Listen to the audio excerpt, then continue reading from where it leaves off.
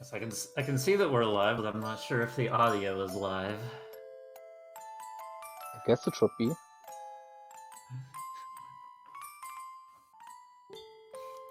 So maybe I can see if they can hear us or not.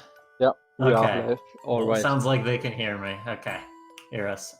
All right, this is Disgaea 1 Complete tactical RPG. Atrie isn't a native English speaker, so I'll be doing the majority of the commentary here. It's been years since I've done a run of this game, but I did the majority of the routing, so I feel like I'm pretty qualified in that regard. So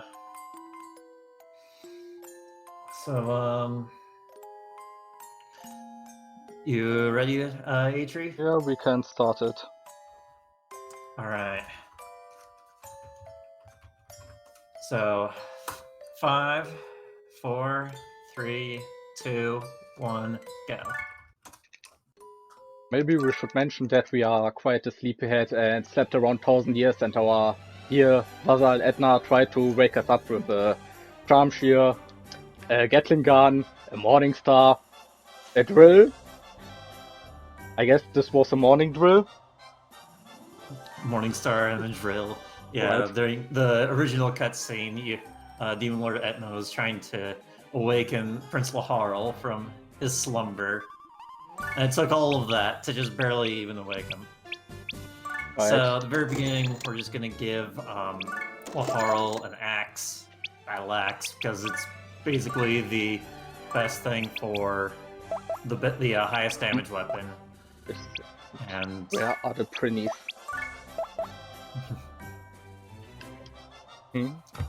Although they're dressed now. Oh no. That was the wrong button. You don't get the prinnies until the tutorial. Ah, alright. I was a little bit confused about it. Right, you just have some of these tutorials. So this is the complete version. I believe it's PS4 exclusive. You get to see a lot of combat skipping. Compared to the PSP version that I played back in the day, you have much faster movements and you can skip the animations even faster. There were still tinier animations with the PSP version, but this one is just way faster. So yeah, currently we're just going through the tutorial. Not too much in particular. Just beat the enemies one by one. Although here we have the geo symbols and geo panels, which are just kind of a gimmick with kind of the Disgaea series, with this one being the very first of the Disgaea series, where you have sort of the yellow and blue symbols. Kind of done with the stage there, but with the yellow and blue symbols, you'll have specific effects that will apply to all of the panels of the same color. So we got 3 prinnies, the sort of mascot of the series, and we're going to strip them of their armor and delete them because prinnies, when you throw them, they explode, and they cannot explode, which is not very good for a speedrun. Right now, what we're doing is we're creating 8 brawlers, which is pretty much the best character for throwing your own characters. So throwing in Disgaea, you have each class has their own throw stat and move stat. So brawlers have a throw stat of 4, and that's just what we're using. And also, when you're creating a character, depending on how much mana you invest into that, you can get more stats. But if you invest only 1 mana, you actually have to go -5 stats. But fortunately, we don't really need those brawlers for anything combat related. We just need them to lift and throw.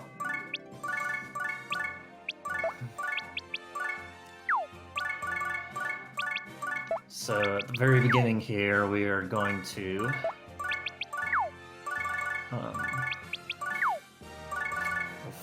first, did you equip the fist on the brawler with the highest tail armor? points, because otherwise in this stage the chances of counter is almost 0. Okay. Oh, yeah, that was the wrong way. Oh, it should be fine. Yeah. So one thing we need to have with one of the brawlers is we need to equip a fist onto, yeah, I'm restarting here. I missed 2 onto one of them. No, we need to equip a fist onto one of them because we want the skill triple strike on one of the brawlers. And you get skills in this game by using attacks with a specific weapon, and turns out brawlers are good with learning fist skills. So we'll need triple strike later. I mean, need isn't quite the right word, but it's awful to go without, and it will pretty much always save time. So here we just need to have a setup so that Laharl is getting as much EXP as possible. And this is what we're going to see a lot in the beginning parts of the run. Well, I guess in later parts of the run as well, where we're actually going to be throwing enemy units into each other, which makes their levels combine. In this case, the use of it is sort of twofold, because we're focusing on soloing the entirety of the first few chapters with Laharl. We only have one character that can hit one enemy at a time, so combining the enemies into one does speed things up a bit, but it also gives you more EXP and money as a result if you do combination. And every time you're damaged, you have to talk to the healer over there. Okay, so what's happening right here is the Dark Assembly. Specific to Disgaea 1, to unlock certain parts of the Dark Assembly, you have to pass promotion exams, and we only need to pass promotion exams twice to be able to unlock something. I forget exactly what it was. It was the armors. The belt bill, wasn't it? The belts, right. The belt bill, yeah. I think, yeah, I right now can't do it. I need to do the promotion exams too first, and I first have access to it after this stage.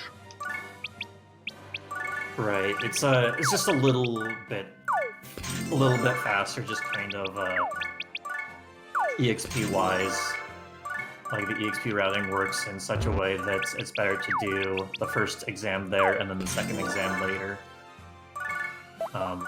Because what the fights that you do for the promotion exam do give you a little bit of EXP, and it kind of matters. So this is where we're going to see a lot of the brawlers in action, and a lot of the lifting. So we want to combine every single enemy into a single unit, and the result of that is going to be a very high-level enemy, but we are going to use those geo panels there that have extra defense and attack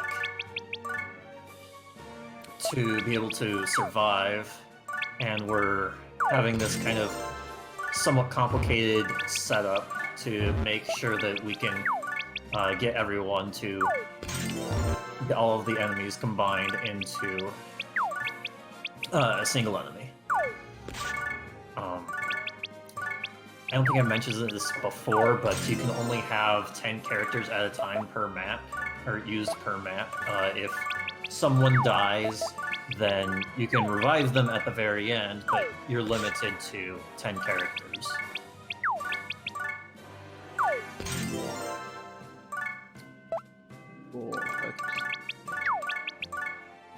And saw a little bit there, but the throwing. Normally, you're only supposed to throw in the four given directions, but there's a bit of a glitch where you can actually just time it correctly to throw diagonally, and it's just pure timing how that works.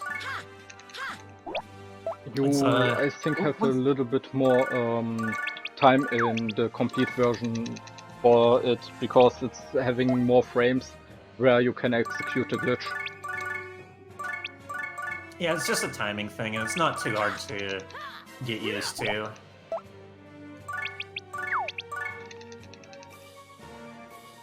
This was the third attack. No, the fourth.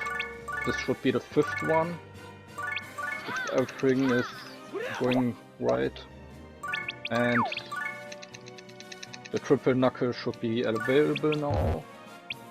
Alright, but now it will be.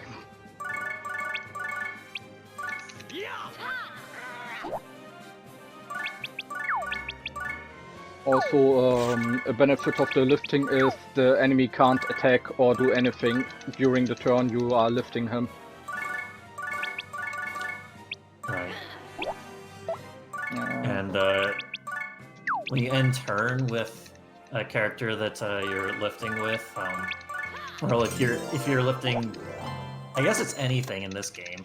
Right. If you're lifting anything at the end of turn, then you take damage based off of, I think, like the level of whatever you're lifting, which will immediately kill any of these level 1 brawlers, which is still fine. They're only level 1, and they're here specifically to be used for lifting purposes. This was a quite good Zombie 2, or rather Promotion XM, because I didn't get poisoned, I didn't take too much damage from the highest level zombie, which is the one with the separated color. And I believe the weaknesses are also random, and right, and also the defense. Yeah, the skill Laharl has is fire-based, which does just damage around Laharl, all around him. Yeah, the assembly luck again. Now this way I need to safety save in front of the Dark Assembly, because I only have 2 chances to get the assembly through to be able to purchase spells which are increasing the physical attack, so we can do more damage. So there are a whole bunch of little things that you can do with the Dark Assembly. You can bribe the senators with items that you have. You can and to just try and make it more likely that they will say yes, and it's just kind of random whether it happens or not. For speedrun purposes, it's just way better to just save and reload and hope that you get lucky.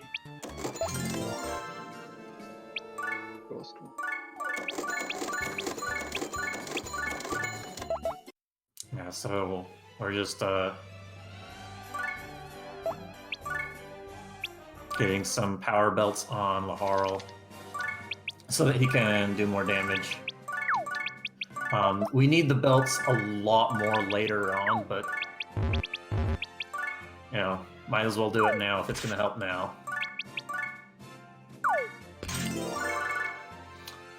So this map in particular is kind of weird. That green ghost in the sort of pond there, for some reason, he's a pacifist, and that makes it ideal for doing this combination thing.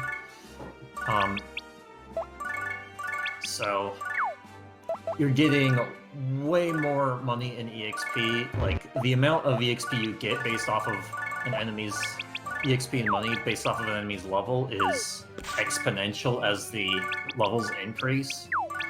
So even though the levels are increasing linearly, like as you're combining, it's still way more. So we have a certain setup that we do to on this stage to make sure that we're doing as many combinations as possible on the very first turn.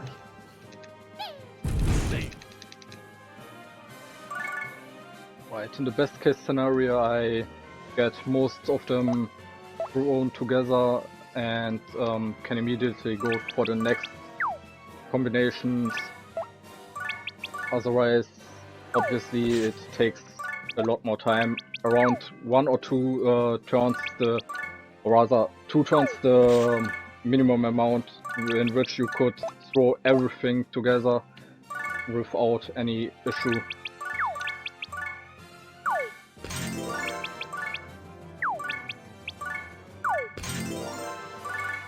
And obviously I throw it into the ghost first because the ghosts have a higher radius to use their ability of attacking in a cross, so you would actually lose, how to say it, more units if they attack at once.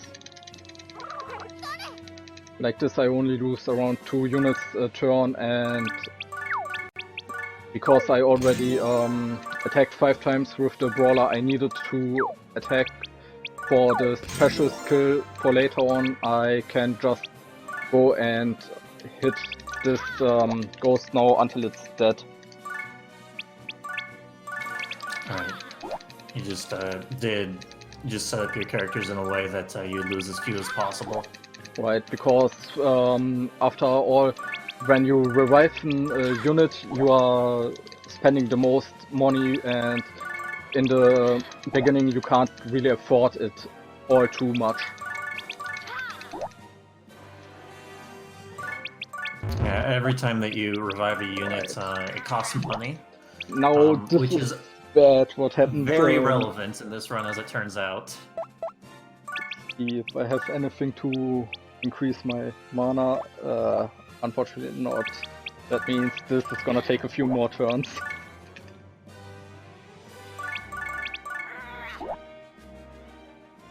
This is also the reason why we are using the power belts.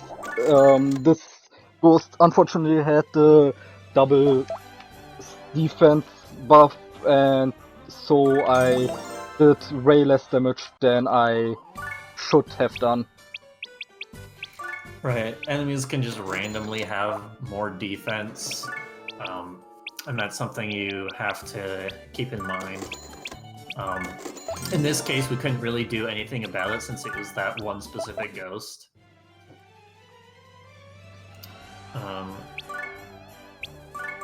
Also, we're buying things in the shop to increase the ranks in the shop. I guess I'll talk more about that later. We have mid-boss here. So, we have our first boss that is literally named mid-boss. That's just kind of a tongue-in-cheek thing that Laharl says. He doesn't call himself mid-boss, but Laharl is like, you know, you're just a mid-boss now. That's your official name. Deal with it. Right, we have these things occur several times during the Disgaea series. We had, I think in 3 it was, where someone randomly stole letters from people, and so there were missing random letters in their names. And I think I messed up here with the order where these guys should be placed. So I'm run off and I hope this diagonal throw works. Alright. And now we wait. And hope we lose as few units as possible. And the combination setup there is done in such a way so that the archer ends up being higher leveled, being the higher level character, and we want that because the archer can only do single target hits. So enemies will like get different skills based off of how much they level. And the archer only goes for single target skills, whereas some of the other enemies go for multi-targets. And nice thing about single target is only one of our characters will die. Also, the AI will prioritize whoever is weakest among your party when it comes to targeting, which is good. Also, we're going to be doing a little bit of damage on the archer because when we're doing some combinations, the damage actually, or like the health will be combined, and so the health of mid-boss will be quite a bit lower. He has 188 now, and Amelius has 72, so when I throw them into each other, he only has 260 left, and this should be around 3 or 4 turns to kill him, and I have exactly as many brawlers left to continue the lifting strategy to survive barely against him, otherwise I would completely die. I had times happen where I lost too many units and was one hit off from killing mid-boss, and this is one of the bad endings if you die to him. Right. And for some reason, mid-boss in particular has one of the highest EXP and money results. So that 12,000 money that we got, or hell as it is in this game, usually would be 1,000 or so. It is so much money for the first chapter. Right, this is now our second trip to the assembly. Because I got lucky on the second assembly attempt, I actually just need to save 1 or 2 times more depending on the RNG, because I now have to get more expensive items twice in a row. Right, so the way that the shops work is that when you buy enough stuff, you rank up the shop, but to be able to get stronger weapons and or just equipment, items, whatnot from the shop, you need to pass these bills, which cost 10 times the number of times you've already passed it. So, or no, that was some it increases 20 each time. So yeah. And so we're going to up it twice because we can. And now we want a mage. We want a mage. It could be male or female, but I like to do the female one because she's cute. I do it because it's, I don't know, bias. And because I she's dropped a common orb, I actually can spare myself the trip to the hospital and just go into the next stage. Right, so this next stage, or not this stage, this next chapter is kind of an ice chapter, and as a result, all of the enemies are weak to fire, which is why we got a sort of a red mage, because red mages just come with fire. Oh, luck. He doesn't have the double resistance. Yeah, we have to check that one zombie in particular to make sure it doesn't randomly have double resistance, so that we can actually kill it with Fire. our level 1 mage that we got. So we're gonna do sort of the same thing that we have been doing these past few maps, which is combining every enemy together so we can get even more EXP and money. But pretty much our goal for this chapter in particular is to get that mage to level 10, 12. was it? It was 12. 12. And the way I just set up my units was actually to prevent these two brawlers from dying, but the Jerk Priest actually hit exactly those two I didn't want to be hit.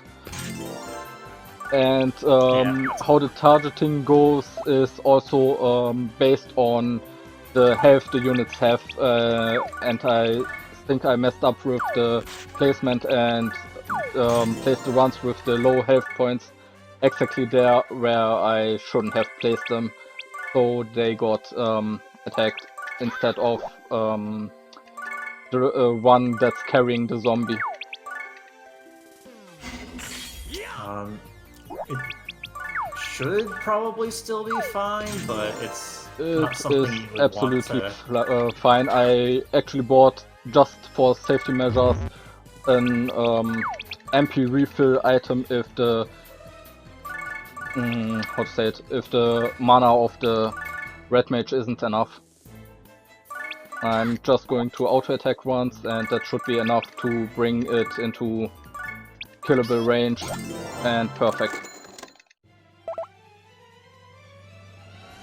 And Yeah, now that's very the good. mage is around level 10, I think, and so I'm just take another change is also that you now need to one after the other pick up the rewards in the hospital. Usually you could just click one button and you get everything, and now unfortunately I have to take them one by one.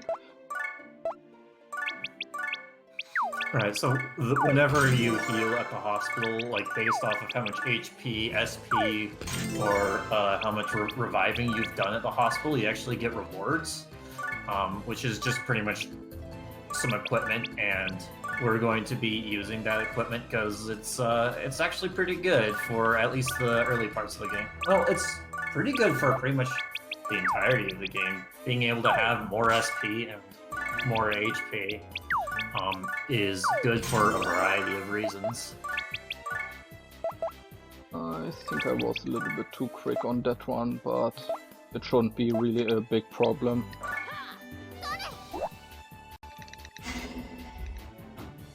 I just need to now do the throwing to get that one zombie up there instead of the round before, but it doesn't really make a big difference if I lose one unit to him. Yeah, this map, it's not a huge deal how you complete it, you just need to complete it. And I equipped my mage the second Imperial Seal just to boost her magical damage, so I can almost one-shot these zombies. And around the next stage I think I'm capable of actually one-shotting them. Usually I would have the brawlers up there still alive, so I could just throw the zombies into each other and get it done with, but now I actually need an extra turn, probably, to finish the kills.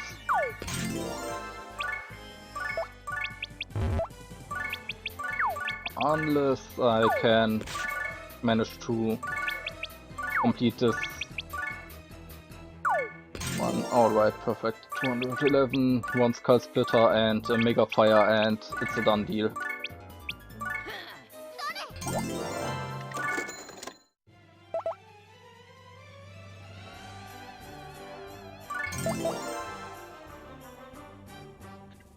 Yeah, at this point we just need to play the rest of this optimally once the mage is at level 12, which should be pretty easy to do. I think she's already level 12 or she's level 11, and after I finish this grouping of zombies, she should be on the level.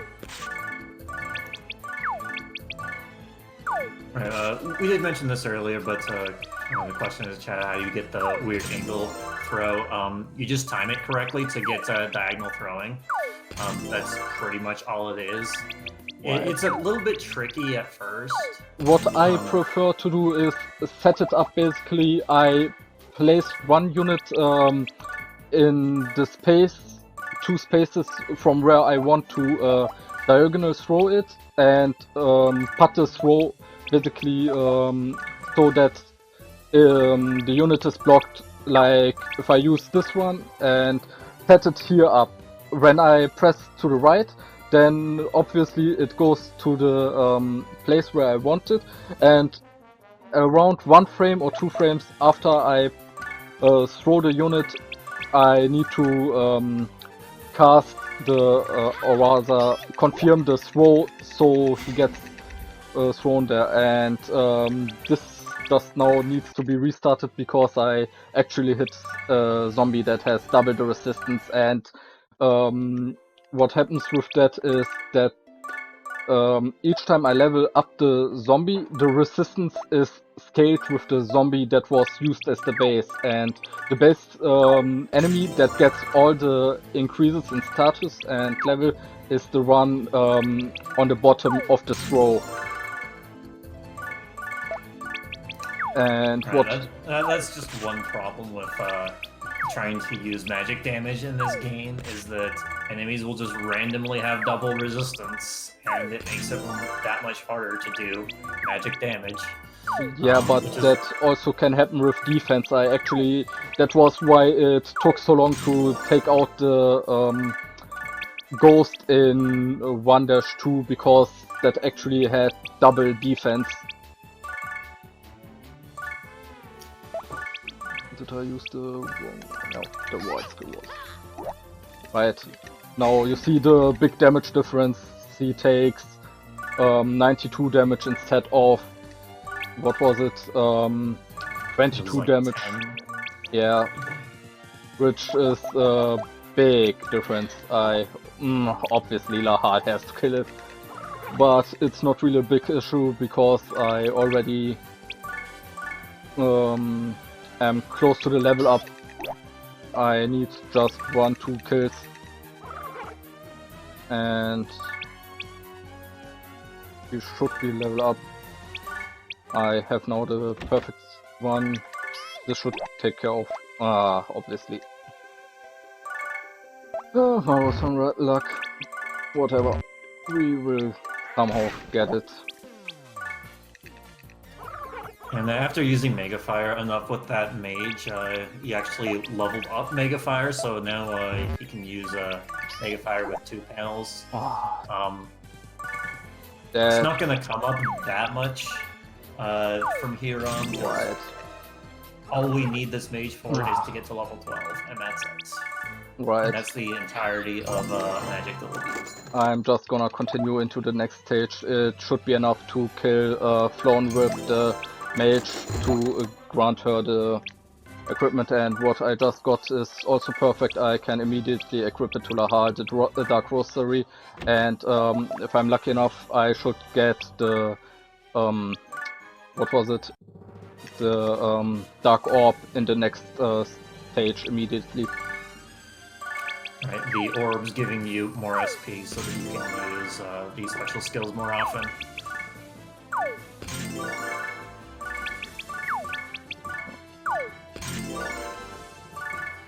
I just need to get my Mage to level 12 before a certain stage to Braveheart with her, and I should manage it with the kill of Flown. You could probably do the dragon as well if you can manage it. I think I should be able, but it should be enough to kill just Flown, because she should grant 300 EXP. Oh, it didn't, obviously. So it's still fine. You could probably just keep going Right. and hope to find. Now it's the first time in the item world I can just kill 1 or 2 enemies inside there. Even in Chapter 3, you can just try and look for something to kill. Right. You don't need it until Chapter 4. The reason why we're focusing on it with Chapter 2 is because every enemy is weak to fire. The weaknesses are typically random among these different chapters, but because it's not random in Chapter 2, that's why we choose to use the Mage. Alright, Like perfect. elemental damage. I actually forgot to equip the SP granting items to the brawler. So I will actually have to heal up again. Right, so what we're going to be doing now is going to the item world. Yeah, I'm gonna get the Gensis exit. The Mr. Gensis exit, which can also be read Emergency exit, which is quite a fun take on it. Yeah. Right, so these are just randomly generated stages, and so it's completely, this layout is completely random. We have no idea how this is going to look. Fortunately, we don't need to kill all of the enemies in the stage. We only need to just get to the exit, but sometimes there's an enemy on the exit. Yeah, just Like by right design. now. So this is why we have triple strike on one, or we learned triple strike on one of our brawlers, because sure you if I can can't. hit him. Yeah, you can't normally. Oh hit, yeah, I'm just gonna or you can't restart normally it. lift.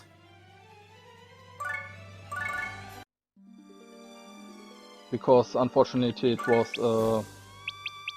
quite a uneven plane. Just gonna hit an enemy here to see if I can manage to level up.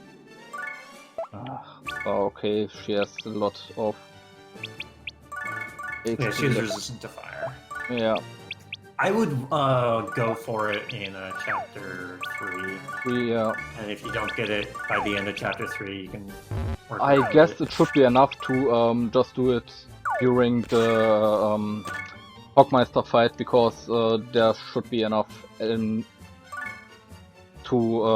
combo attack on him with the Mage and Lahal with a physical attack, if it's possible. Otherwise, I'm gonna manage somewhere to find an enemy to just purge with her. Are you sure the brawler has triple strike? I'm pretty sure Yeah, you need to actually equip a fist. No. Good question. Did I forget to equip it?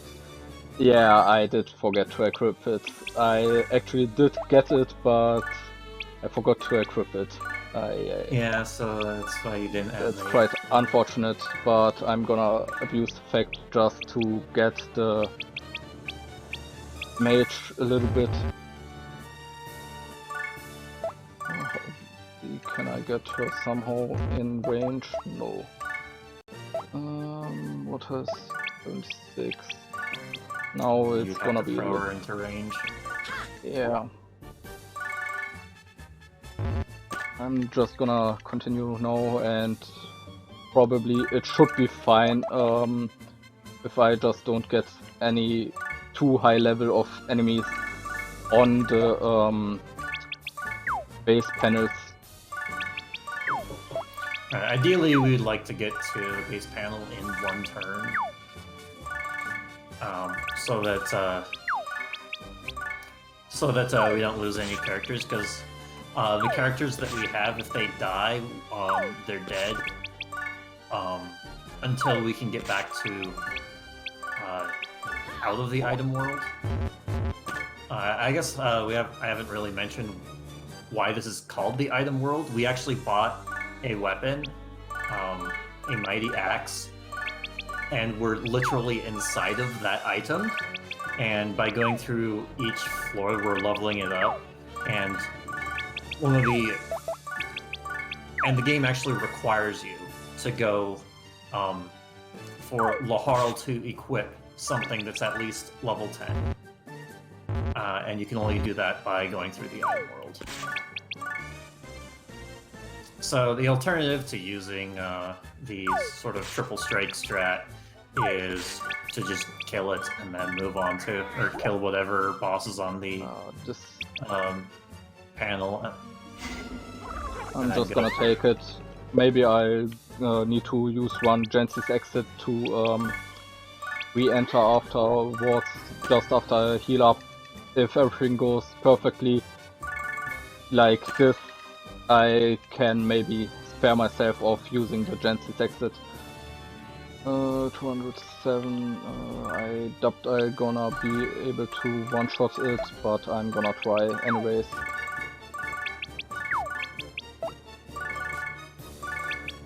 Alright, so when we talk to the person who lets us go to stages, they said like, oh, you can't continue until you have a level 10 item.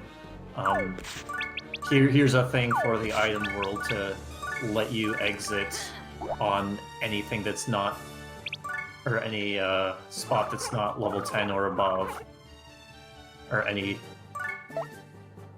like a Gensi exit, which lets you exit. Oh god. And you can just exit whenever. Yeah, I'm gonna need to do it now because I got unlucky with the sleep there. Alright, so you've gone 6 floors down, and usually you would want to reserve the Gensi exit for when you can't use triple strike, like say if there's a boss on the exit panel in a corner, because triple strike has to have a spot that pushes them.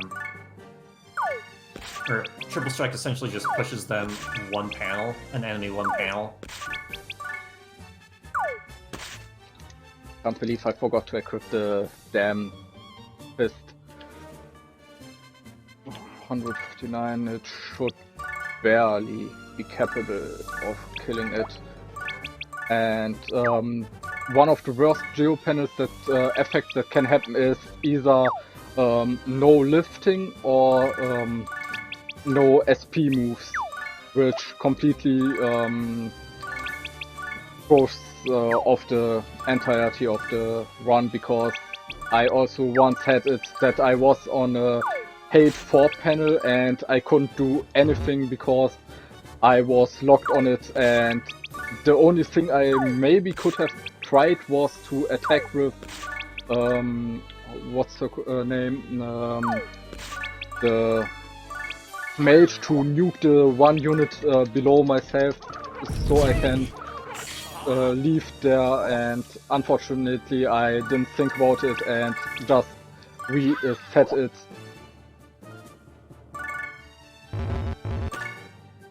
I just hope there's not too many enemies on the exit panels anymore, otherwise it could be quite tricky, because the only way to get Gensi's exits in this game is by actually dropping them from stage rewards.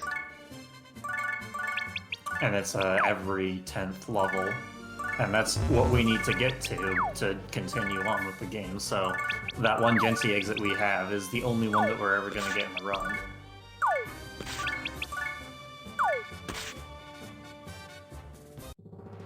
Alright, I'm already on the final floor, and luckily on the final floor there's never an enemy on the exit.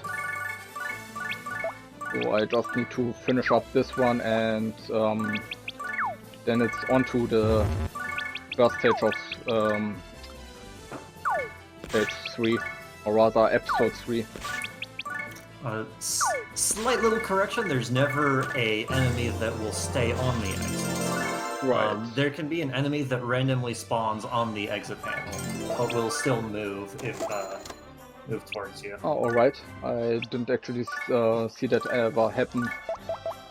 Yeah, that's happened to me once. Also, in one item world I've had was one geo panel color with the effects of silence, no lifting, and invincibility.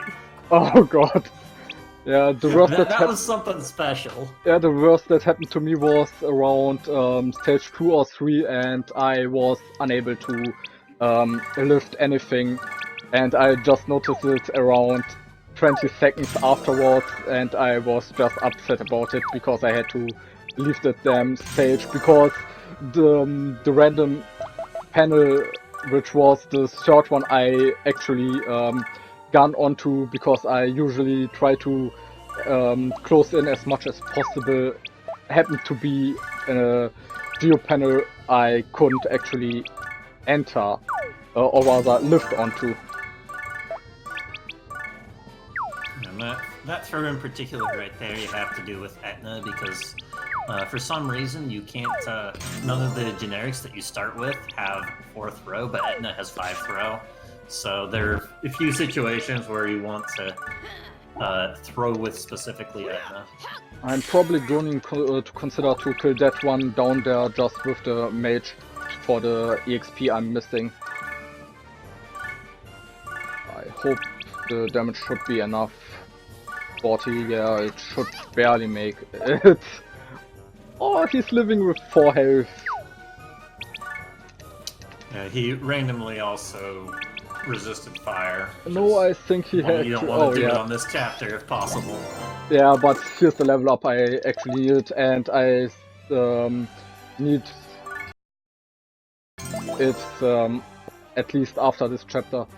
This should be the Dark Orb, right? And because I unfortunately didn't get it earlier, I now need to heal up again because I need all the SP I have now on Lahal to actually continue. Alright, so Laharl has this skill called Overlord's Wrath, and that is just a really good AoE skill. It's both ranged and it's 5 panels, which just makes it really useful to use. It's also non-elemental, which is nice considering weaknesses are completely random. So you don't want to have to look at all of the weaknesses or hope that the weaknesses line up. Right, and the reason why I need to set up Lahal here is because of this blue geo panel is preventing entry and I can't lift into it. So I actually need to do it like that. Right, we actually kill the enemy and the symbol at the same time. You actually need to kill the symbol to progress in this stage in particular. But what you can do, but what we do is we just hit both at the same time with Overlord's Wrath. Right, and I didn't manage to kill that one unit, unfortunately, with Overlord's Wrath, but that's not a big issue because I actually don't really need the XP on Lahal. It's enough to just finish up the stage now as quickly as possible. Yeah, the XP on Laharl isn't too relevant. It kind of is, but it's not so important that it needs to be absolutely maxed at this point. What is the most important is that I have enough SP to cast the Overlord's Wrath enough times. Alright, so this stage in particular, there are a lot of enemies, and it's a lot of them are really weak, so it's completely fine in that regard. That like we're not gonna die, but having Laharl with enough Overlord's Wrath is really nice. But mostly, it's there are 4 enemies that are in a far off position as a sort of gap. So instead of having to throw our own characters or wait for them to come, I'm actually going to finish this one up with the mage just to spare myself some time. Because now I'm going to Overlord's Wrath into the guys up there, and I should be capable of just killing several of these ones which go close to my mage with the mage's magic attack. simply, and Overlords rev these guys into oblivion. And you don't want to get those guys in the back to move, because they'll move in into positions, and it's really hard to target them correctly, so Right. just have it set up in particular so that Overlord's Wrath will do the job. What's quite funny now is that I actually never have the Mage lifted entire thing, and she just tanked it without remorse this time. I've had her live quite a few times. It's about 50-50 whenever I did it. Oh well. Let's see, 50 minus 50, perfect. So, as I said, the base unit is always the first one you throw into, unless it's a lower level than the unit you throw into it. Then, obviously, the one with the highest level takes all the experience basically from the unit beforehand. And what just happened is, unfortunate, I actually wanted to Blaze Knuckle into these two guys, but as the spare-wielding brawler there has a fire resistance of minus 50, it would actually kill her, and we are abusing the same thing as with mid-boss to merge all enemies together and just deal as much damage as possible before we throw it into the boss unit from here. Right, because we're increasing the enemy levels, we're also increasing their defense, so it's more efficient to do damage while they're at a lower level, but we can't have them die. Ideally, we wanted to use an AoE skill, but because of the random elemental weaknesses, it would have killed him. So the boss of this chapter here, We we're just are doing the combination thing. Hogmeister. Yeah, Hogmeister. So Hogmeister gives twice as much money as any normal enemy. So it's not quite as good as mid bosses 5 times, but it's still pretty good. It's the start. And yeah, it's still really good, and we still need a lot of money, and it's still a lot of levels as well.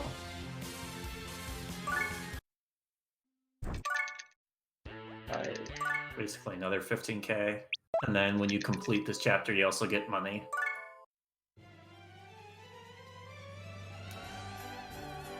So why do we care so much about money? Because we will be having a very big shopping thrift at the end of chapter, what was it, 9? Well, that's true, but the main reason why we care so much about Also money the actually is revival. because of The rival, yeah, monster pack. right? Because the I can explain it. So what we're doing right here is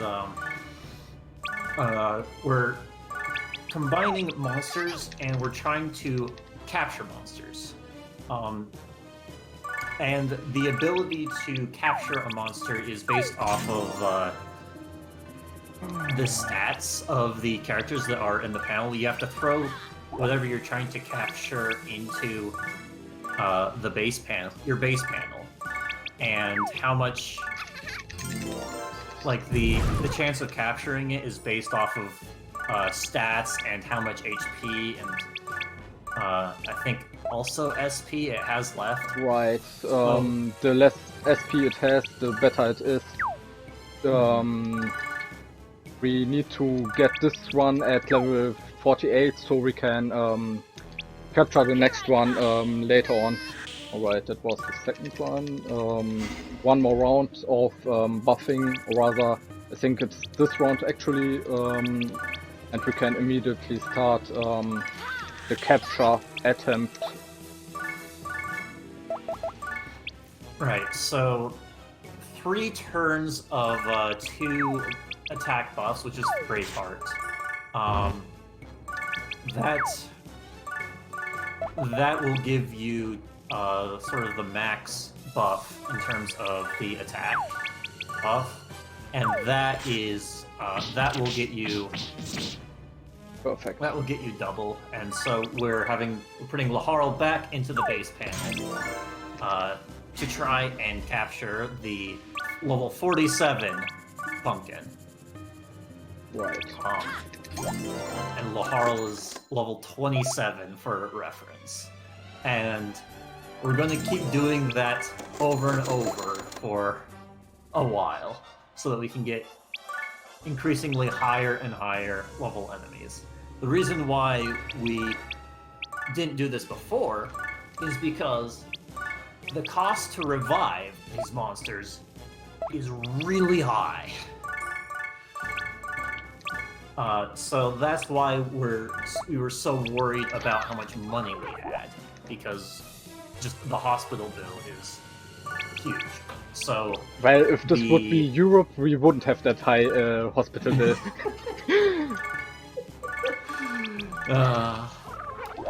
But yeah, that's why we have Right, and I have barely enough SP now to cast Overlord's Wrath twice without needing to use any mana items. It also can happen that I'm around 2 mana off and have to actually get another heal in before I can kill these 2 guys. And so yeah, you continue. This route is built specifically for hospital bills. Yep. So after we beat Hogmeister, he joined us and he gave us a weapon. So we're going to just take a bunch of our equipment and put it onto that pumpkin that we just captured. Because we're going to be doing another capture. Fortunately, on this map, there is a geosymbol in the right corner over there that provides 20% damage, 20% of their max HP of anyone who's on the a panel. So we can actually use a particular setup. Like this guy. When I basically started this game, I actually thought that you meant that I had to diagonal throw up here, and it messed up a little bit of the RNG. Right, so there's Right. This was the best case scenario because the second pumpkin didn't come upwards to me, and so I can immediately start with the brave hearting of my pumpkin. And a change to the original Disgaea is also that you gain skills by level ups. So not only am I getting Braveheart through skill experience by using it all the time, I also gain it by just simply leveling the unit up, which also sets a few skills off because I get an extra skill later on, which needs me to do an extra input because I all of a sudden have Giga Fire instead of Braveheart immediately. Right, so we're just using the damage panels to damage the pumpkin instead of just manually damaging it, because it's just way faster that way. Or, not way faster, it's just way more consistent. And I guess faster as well. So, now that we've got everything set up, we can just go for the capture. That was a quick one. Now, just ending the turns until everything else dies to the 20% damage.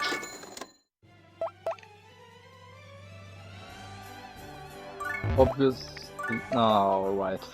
This is what. But because we didn't manually kill all of those enemies, we didn't get any money off of it. Oh, you're short. Yeah, you just Yeah, I'm Sell an orb. right. I just sold the stuff I had left. I actually equipped the Devil's Ring on my other pumpkin just to be safe for the capture. Usually I wouldn't, so I'm just going to now equip it on this pumpkin so he has all the damage, because this is again a stage where we are fighting mid-boss. So we are putting Lahal into the corner and are going to buff the pumpkin for 5 rounds, so we get the level up of the Braveheart skill and get an additional panel we can Braveheart on, because we will need it in a later stage. Yep, and we're just waiting for the enemies to come towards us, so we Right. don't have to manually move everything. They start to move after the third turn, so we just place the units where we want them to be, and afterwards the regular, we just throw everything into each other so we can get the most out of mid-boss. Come on. Beating inputs. Yep, so we can get that a lot of money. So that we can do even more capturing, so that we can get even higher. I'm glad that this game levels. doesn't have any criticals.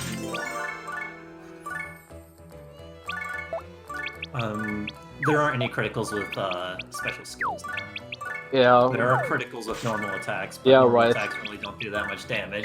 Yeah, it would be quite annoying if that armor just now would have taken enough damage to die on me, while I tried just to reduce its health, so mid-boss doesn't have that much health.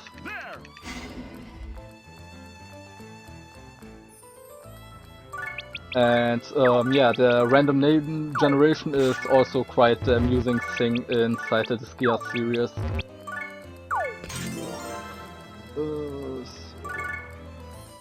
I'm just getting...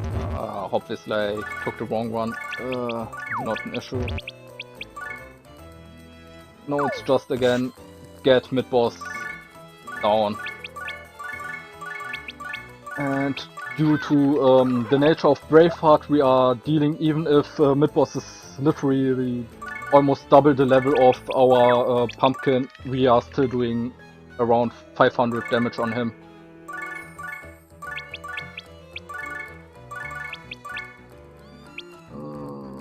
I'm actually going to switch to Jack the Ripper, which is around 300 damage, and it's way cheaper on SP. Because I could only use one more jackpot before I run out of SP, now I can just use 3 more jackknives and still kill it, or rather kill him.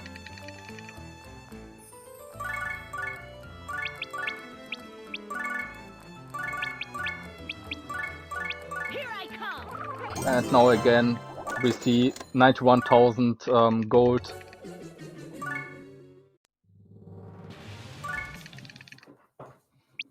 Yep, that was the entire point of doing all that combination, was just for the money. All for hospital bills. What a great speedrun. Yeah, I just laughed at the sound of paying so much money for hospital bills. That's literally what you're doing. Yeah, I live in Europe, I don't! I'm paying like 10% of whatever falls onto hospital bills. Yeah, I did activate Braveheart, right. So, yeah, this was also quite unfortunate with the way the enemies moved. Usually I did want that they line up perfectly to just attack them, and for whatever reason they decided, alright, let's go the detour. Oh. And even one survived. Okay, I'm restarting. This is Trolls on extremely high level.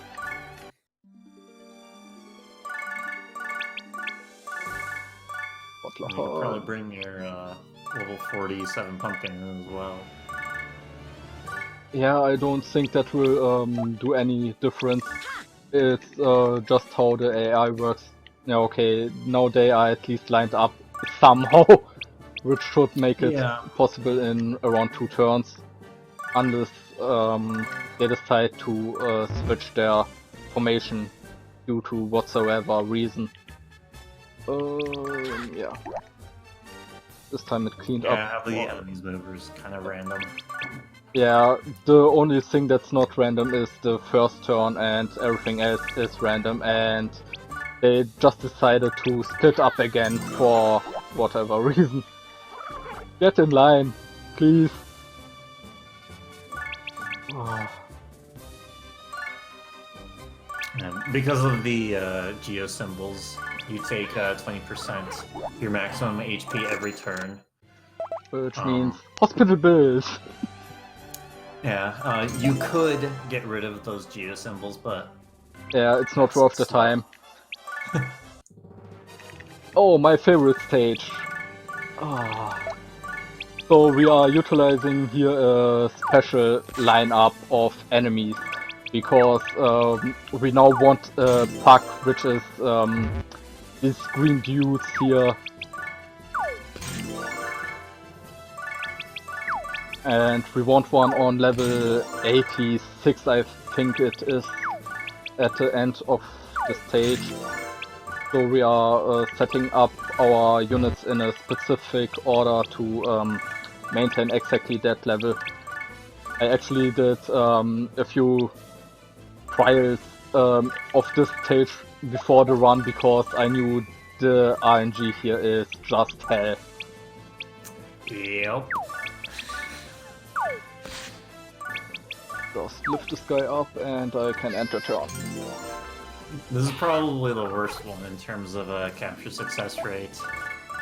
Yeah, because you really need to get him below 100 health to be sure to succeed the capture, otherwise he just will destroy our base panel, leave all our units dead, and well, then we need to restart the stage. And because the setup is taking such a long time, it's a 5-minute loss if the capture fails.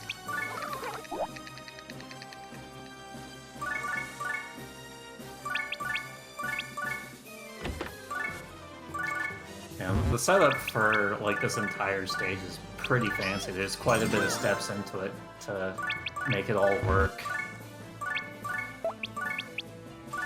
You don't really need Laharl to cast Braveheart on himself. Yeah, anymore. He's I'm already just got 2 doing it. panels.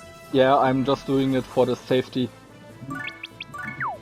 Right, I'm just hoping that the jackknife right now, after I buff the pumpkins with Laharl's Braveheart, won't kill him. Because he's now at 328, but I need him at least to drop another 100 health. Or rather, another 200 health, and the best chance. Ooh! That was crazy lucky. And this is what I meant. Now I have Giga Fire, and it's preventing me of immediately going to jump to the skill Braveheart.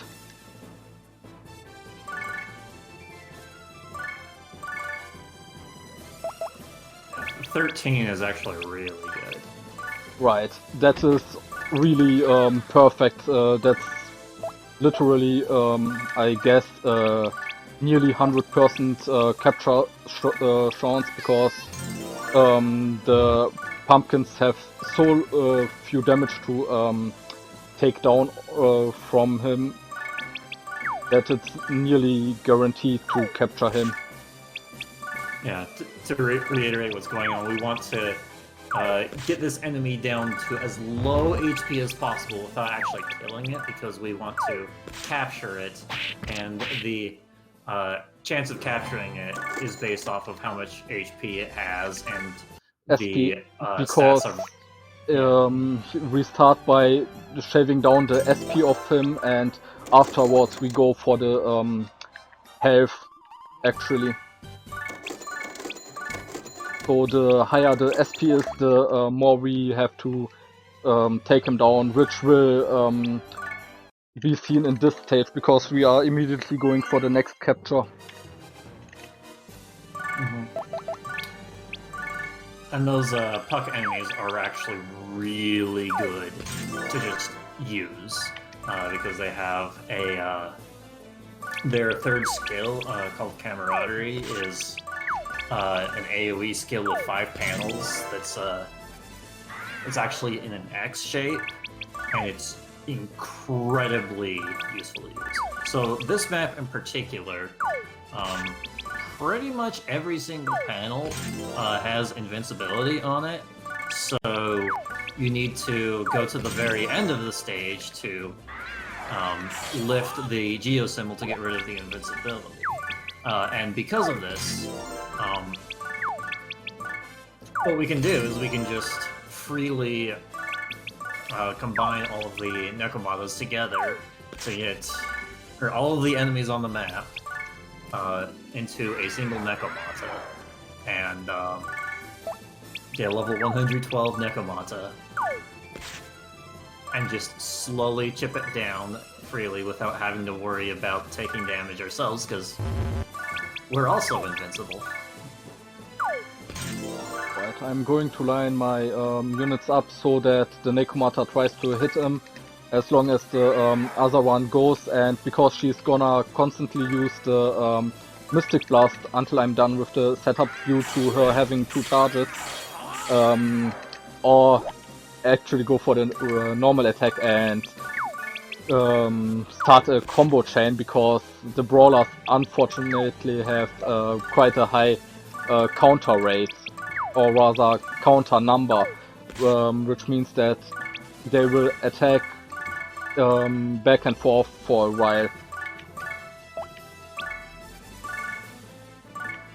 Alright, and then what we're doing right here is we're just getting a setup so that we can do damage to the Nekomata, and we're trying to align 3 characters up at the same time, within the same 3 panels. You can just keep it lifted.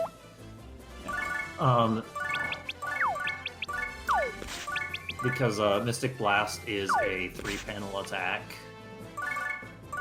and it will use SP, and we want them to use SP. And we're also trying to get our Braveheart stacks up. But what we're going to be doing here is we're going to start stacking Braveheart to increase our attack, do some damage, and make sure we don't hit end turn. Otherwise we die, because yeah, she does 600 damage, that's half of my Joffre's health, and it would kill the units that are supposed to Braveheart. And because she did take that much damage, I'm just going to one-time Braveheart and jackpot into her, which should take her to minimum health points. 180 should be enough, and now I just need to finish up my Braveheart in the next round, because I used Braveheart twice already.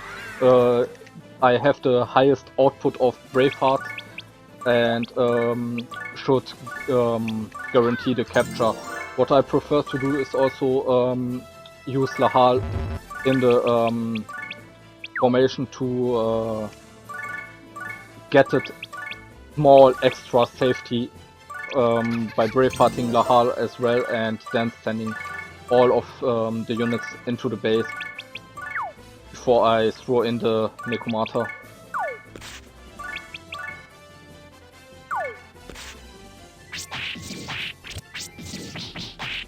Ten years later. Oh, come on! She's gonna break out. What? Okay. That's gonna be a long one.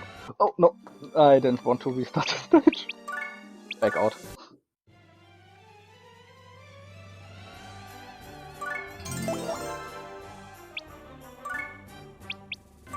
That was a successful capture.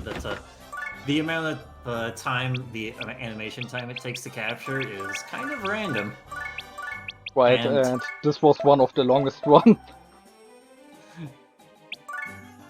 Yeah, and the longer it goes, the longer it or the lower chance it has of actually working. And if it doesn't work, you have to restart the entire map. It's just random.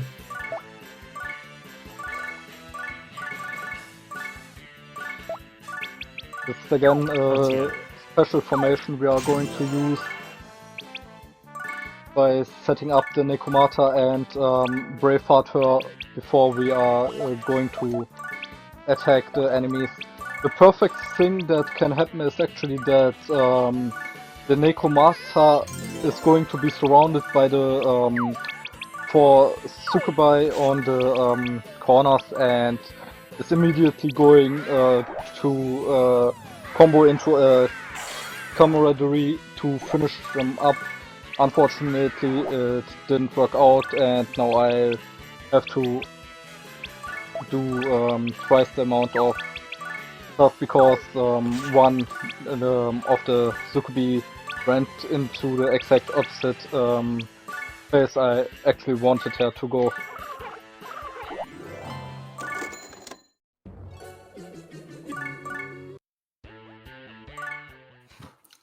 Yep. So, by the way, that was a map with a boss in it. We just one-shot it with a Nekomata. Because that Nekomata is level 112. We're just using raw levels for our damage. Nothing else. And so those levels will actually just carry us for a good while. So that was what, chapter 4, if I recall. Now we are in chapter 5. Yeah, so chapter 5 and 6. Wait, no, we do some captures here. Right. At the last 2 stages. If everything goes wrong, I'm just gonna repeat the boss stage and capture the pucks there. But it should work out, because the problem is the Dash 4 stage is quite ING heavy, and if I have really bad luck, it just won't work out with the capture.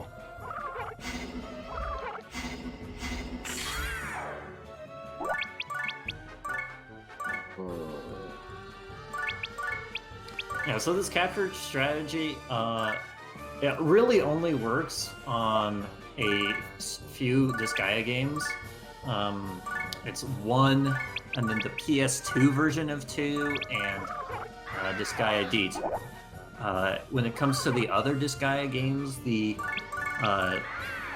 level that you can capture enemies at, the level that you can capture enemies at is capped at the level of your main character, which kind of makes it not as good in the other games. So this is kind of a unique strategy specifically to Disgaea 1. Right. Prefer for the dude. We are gonna play... I guess Disgaea D2 as well. Right. We are in a few minutes, or rather in a few seconds, gonna be playing with, what should I call it? Pretty baseball. Pretties explode when thrown.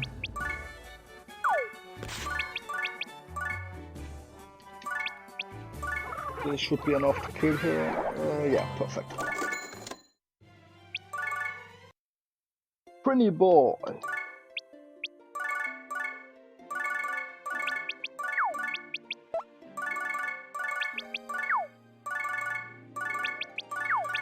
We could use actual skills to beat these Prinnies, but turns out it's faster to just throw them.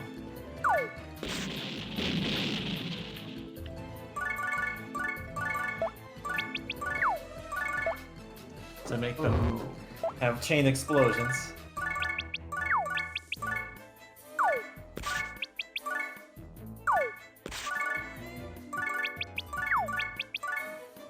Lines full.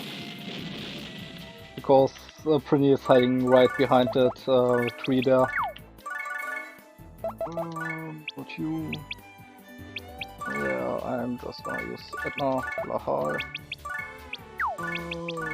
Right, would be long.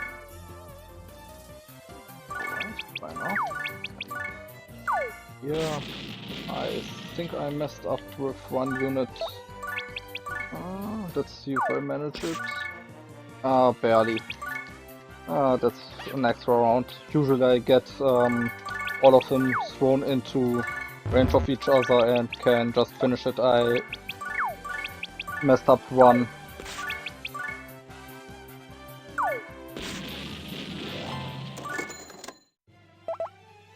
Alright, I don't even need to exit here, because this stage is a little special. If it's a forced loss, well, not really a forced loss. Right. So we just need to crit out once, and that counts as a game over, because a boss that's too high a level spawned here, and so we need to get him split into his many level 75 counterparts, and so we abuse the fact that we can just Mystic Blast one of them to death, and so get 30,000 gold again, because each of these high level units that's killed grants us 30,000 gold bonus.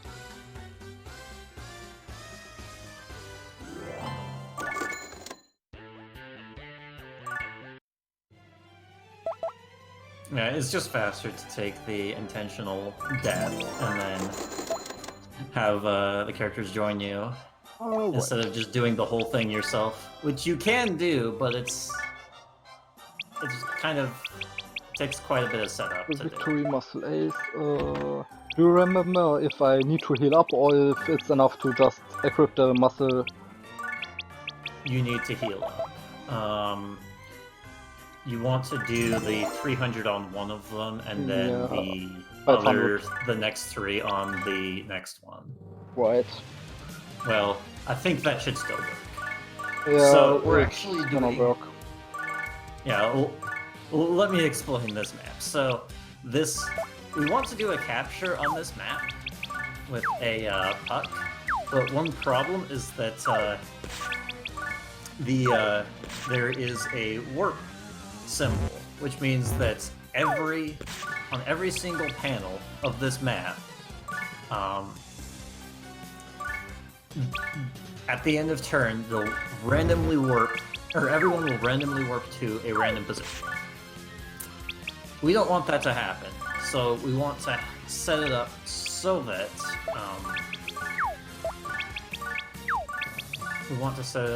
in such a way that It doesn't happen. yeah, it doesn't happen. And those 2 brawlers that we use to do the throwing of the Nekomar over there, those brawlers have higher HP, and because they don't get one shot, they're not targeted. So our 2 brawlers in the back there, like closer to the base panel, are sort of getting targeted by the enemies, but they can't actually make it, so they don't really end up damaging us. So that's why we are able to get past this first turn without taking any damage. So right now we're actually just setting things up so that we get the puck at just the right level that we need it, and then we can start continuing on with the Brave Arts and Monster Capture. An unfortunate thing due to the nature of the leveling by page rewards is that it can happen that I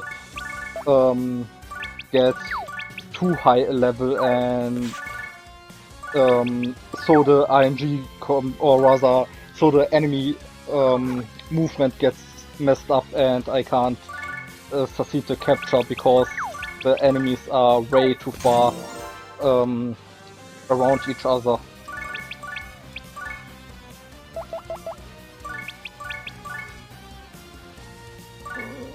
That one, then I'm gonna Chomper combo. X39, 439, 841, yeah. just gonna throw him down here. Let's try to get as many back as close to the base panel as possible, so I can get Lahal and Mage out, so I can buff my 2 units which are gonna do the capture. Yeah, we need to actually buff our characters so that we can do the capture, and because we had so many units out, we can only have 10 units out at the same time. We have more than 10. We tried to use a bunch, or we did use a bunch of them to just lift and throw. So we're actually returning some of the characters back so that we can get our Braveheart characters out. But yeah, this stage takes a lot of. I'm just gonna risk it if it doesn't work out. Ah, damn it. Alright, I'm just gonna do the Heart of Evil twice.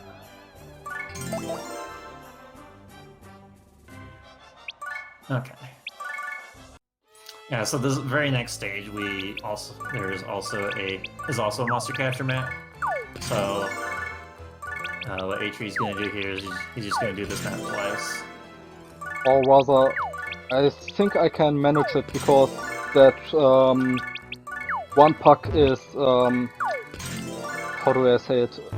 Optional, because this will be our, I think, level 136 puck, then we will get a level 180 something one later. Oh, no. Yeah, no, this is the high level one.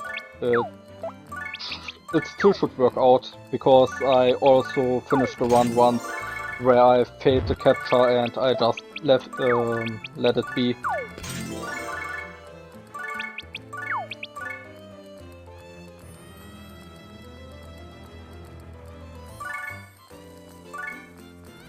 Now, this is actually a map with a mid boss on it, but this is just too good of a map to pass up on when it comes to monster capture. Because pucks are basically the best monster to capture, because the camaraderie skill is one of the best skills in the game to use. Right. And because I just, the stage before I had seriously bad luck, this is gonna be the shameful try to capture it. But it should be rather easy this time.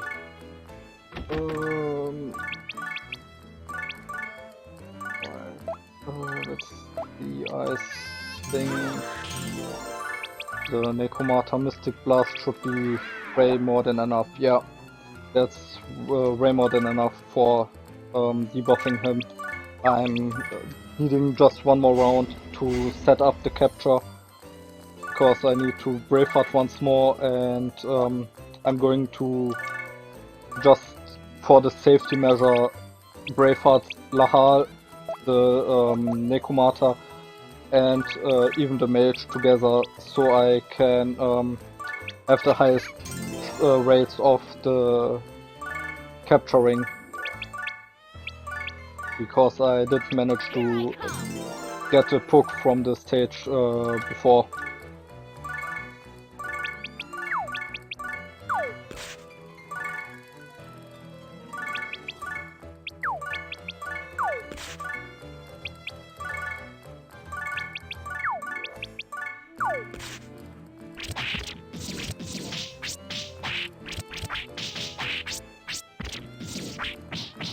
Come on.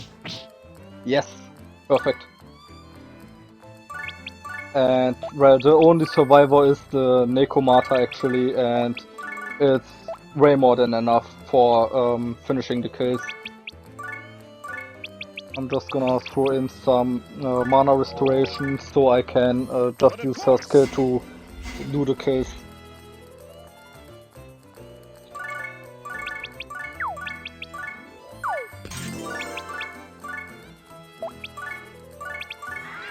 Yeah, we just captured a level 170 monster, so our levels are doing a little okay. Just a little. And just because I can, and mid-boss is a jerk, he's gonna get a second unit into himself just to gift it a little bit of extra cash. Because fortunately I just have to pay the resurrection bill on the one unit I just captured, because after you finish a boss stage, or rather after you clear an episode, you get fully healed on all other units. But not the one that you captured. Yeah, Unfortunately, right. otherwise the route would be so much different. Extremely different. I'm just gonna equip the Nekomata's equipment now on the level 170 pack. I'm just gonna roll with it and won't actually try to capture a second one, because the damage I need for the last stage also can be achieved by the level 90 pack, amusingly enough.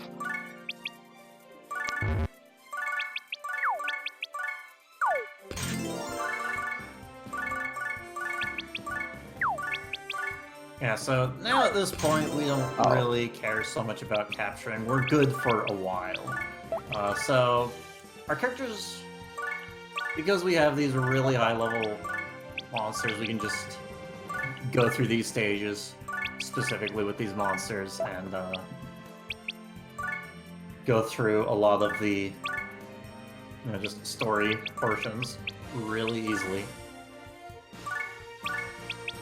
So normally this game expects you to do a lot of grinding to get through it,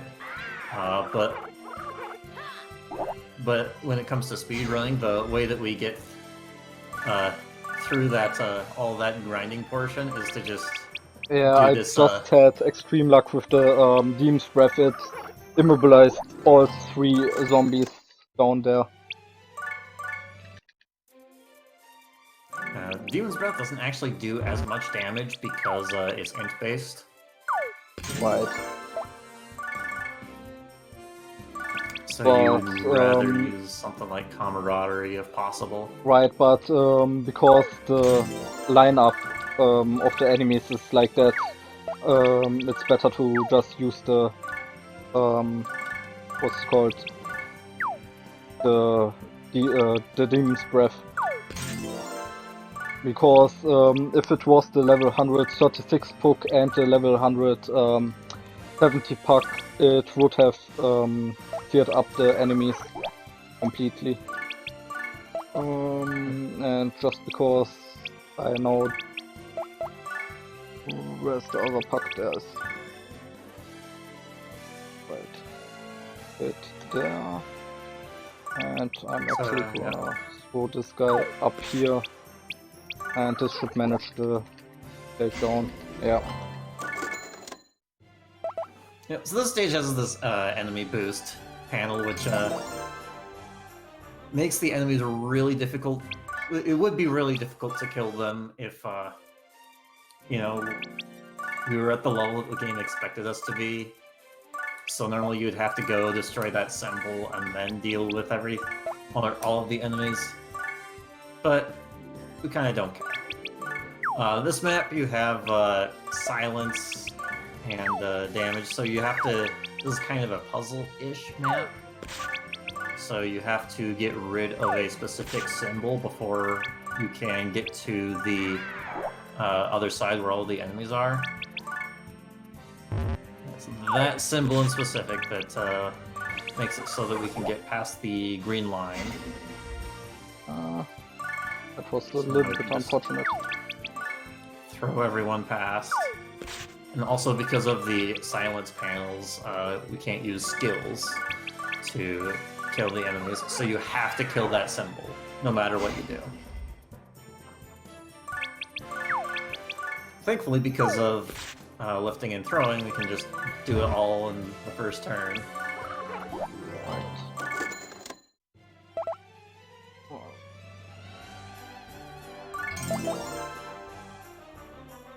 I'm just gonna be getting the plunder hand right now.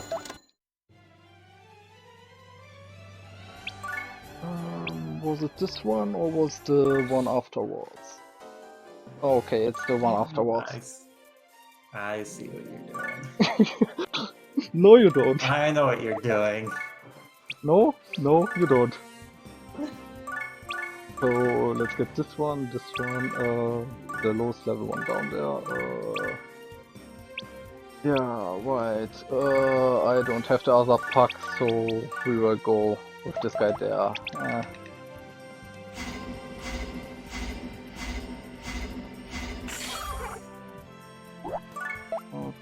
Okay, how are they placed? Not really in a good position, but also not all too awful.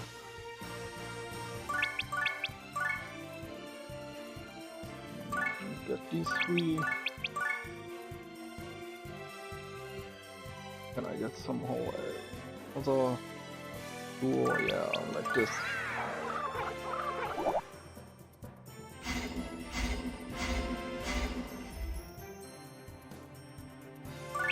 Okay. Ideally, we'd like to get all of these zombies set up in specific positions so that we can kill them in as few moves as possible. Right, but because I'm missing that one puck, I just have to deal with it like this.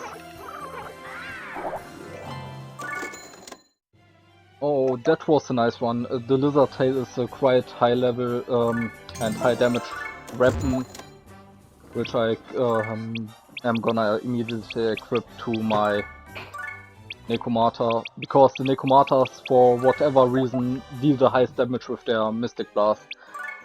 And now we are going to actually watch an event. Kill one and another appears. Zombies, zombies, zombies. So we have this pet zombie that we're I'm sick trying and to tired of this. get someone's lost pet zombie. Check out that zombie. What about it? Amateur. That is my masterpiece. The fists of a dark karate master. The legs of the fastest demon in the netherworld. The brain of Mahogany, a famous sorcerer. The iron body of Hercules. And a horse wiener. All combined into one. The netherworld's ultimate zombie. What did you say? A horse wiener?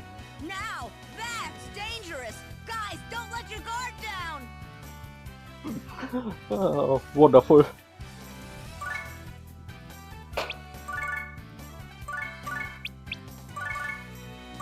So you bought that little plunder hand. I wonder what you're gonna use it for. Yeah, I'm also wondering what I'm gonna use it for. Oh, yeah, I'm just gonna quickly restart because for whatever reason I didn't get the max throw range of Edna. Or rather, I know what I did. I placed her one too far, too early in the spaces. Yeah, there's some specific strats going on with this map where you can you're actually spacing the enemies in a specific way. I think you want to switch the Necromata. Right. Yeah. I forgot it. It's a little bit different because I don't have that one extra puck. Well, it's not really the best, but it's gonna be alright. So I purchased a plunder hand for a certain reason. Ooh, I just hope it works. Oh no. And that was it. Do I have another one? Hey, look at that. I actually do have another strong.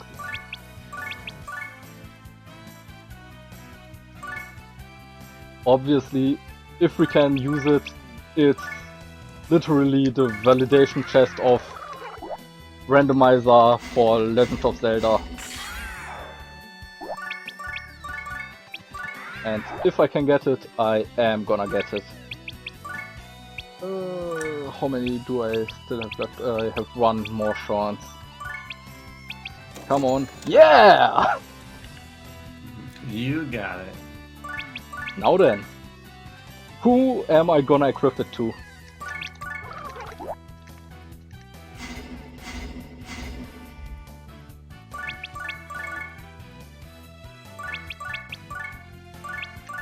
So yeah, stealing in the way it works in Disgaea is that It's based on the speed, I think, of the unit. I think it's actually level based, and then it's capped at 50% unless No, I had it use a thief. that when the Nekomata had a really high speed, I got it at around 100% chances to just rip them from the enemy. So because I have this, yeah, why not? Now we have a pack with a horse wiener. That's 110 attack. It's not bad. That's not bad. That's a lot of damage. Oh wait, I forgot I need to talk with that one zombie before I can start the stage.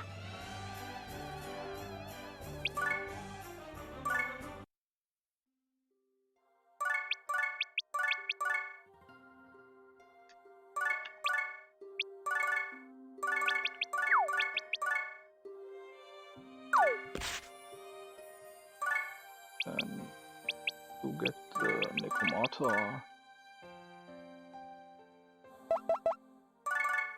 up to here. Oh no, the Nekomata was completely through, and get the second pack right here and enter hotel.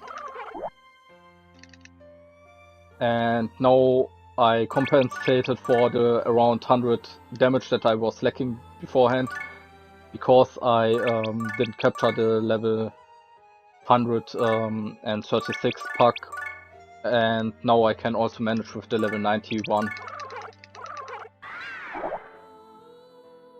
Yeah, at this point you're just working on, you're just trying to play the stages optimally.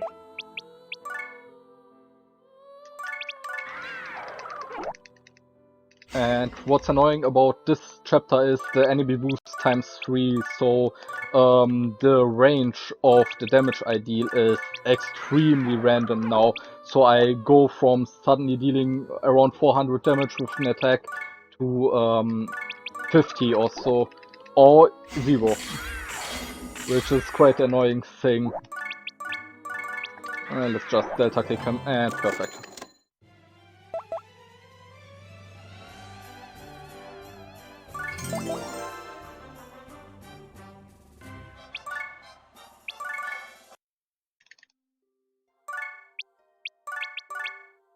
No, not Lahal.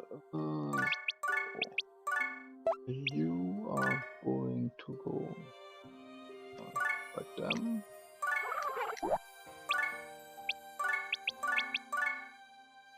Kind of have the feeling that I'm misremembering the stage, but it will work out. Yeah, there aren't any key details you need, just Yeah, play just fast. finishing right. What perfectly could happen is that I got surrounded by all 3 of the mushrooms, which didn't happen this time, but it can happen, and the chance for it is quite low. And while we are waiting for the mushrooms up there to come to us, because it's faster than us going to them, I'm just gonna clean up this corner and just wait for them to line up perfectly. That's also the reason why I placed the Nekomata right there. To finish the stage up faster. Yeah, so the reason why, one reason why camaraderie is such a good skill to have for clearing maps quickly is because when enemies attack you, they tend to surround you when you have a single character, and that surrounding, the surrounding you formation is perfect for an X-shaped AoE skill.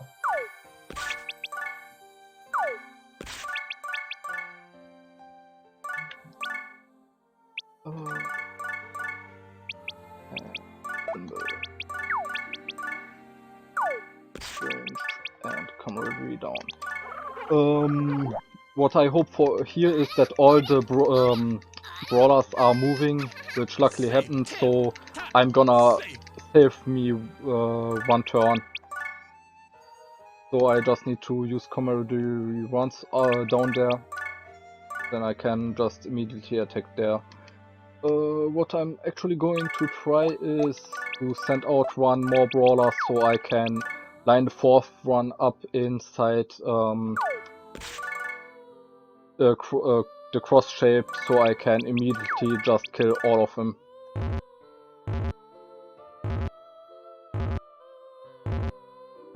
Come on. Perfect. Now it's just the last 3 enemies, or rather 4 enemies. Okay. If I can perfectly do it. Perfect. This is a 3-turn stage 3 of this chapter, which is the optimal solution.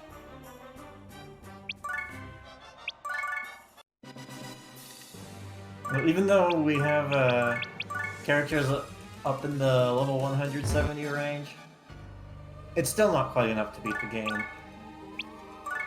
The final stages, you get pretty large in terms of the stats that you need to be able to beat it.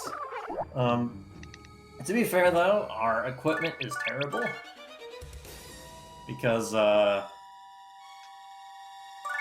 we haven't been upgrading it at all, except for maybe random things that we just pick up along the way, which is not very good. We're not really using our money to constantly update our equipment or getting better stuff at the shop.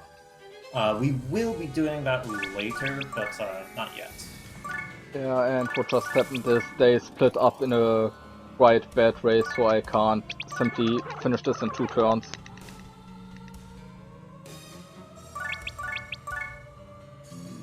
See, maybe I actually can manage to finish it now. Let's just go safe number with hitting with the Nigmat as well. Perfect. And this concludes this episode as well.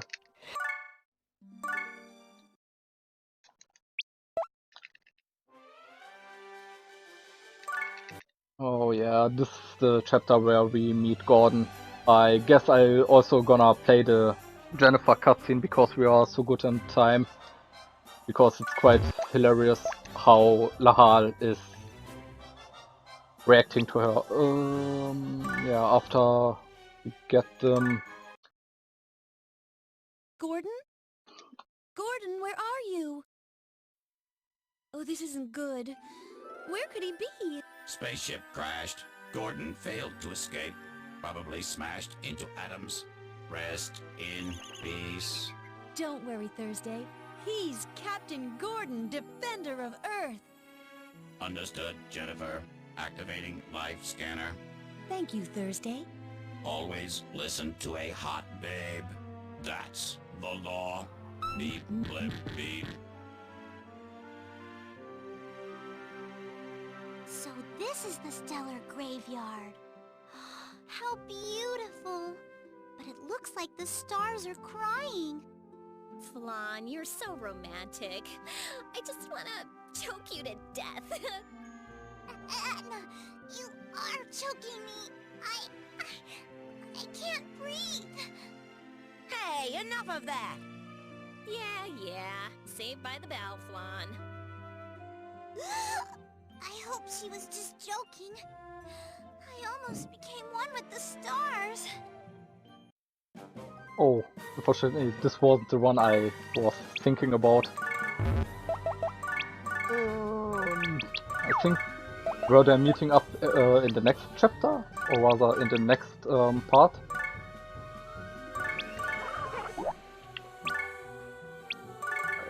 I actually don't remember. We are good in time, we can just watch them all. The interactions are just too beautiful to skip out on them. What we are just doing now is we want a new Nekomata. Our old one is just not fit for the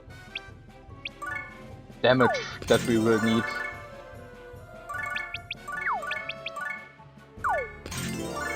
Yeah, that level 170 puck we have, not quite high enough level. Something a So, little better. right, because we are capable of just increasing the level of this one Necromata to 183. It's just a fairly good number to pick up.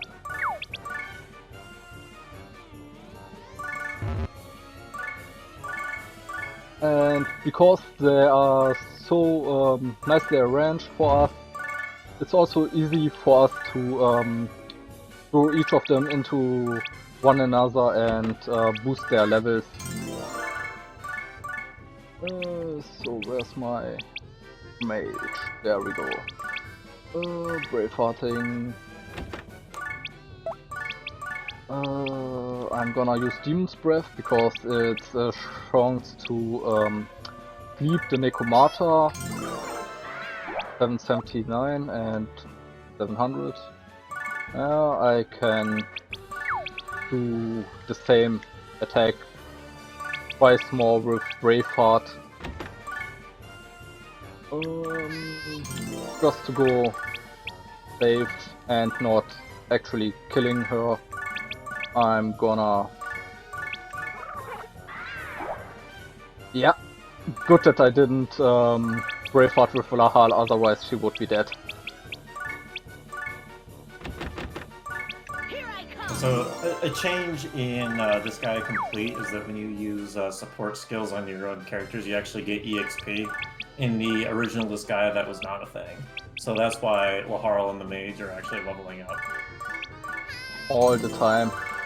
And it's as much a benefit as it's a disadvantage, because the Mage now actually has an extra skill before the Braveheart, which actually means I have an extra input, and it was quite a while until I got used to it, because it was such a major change all of a sudden.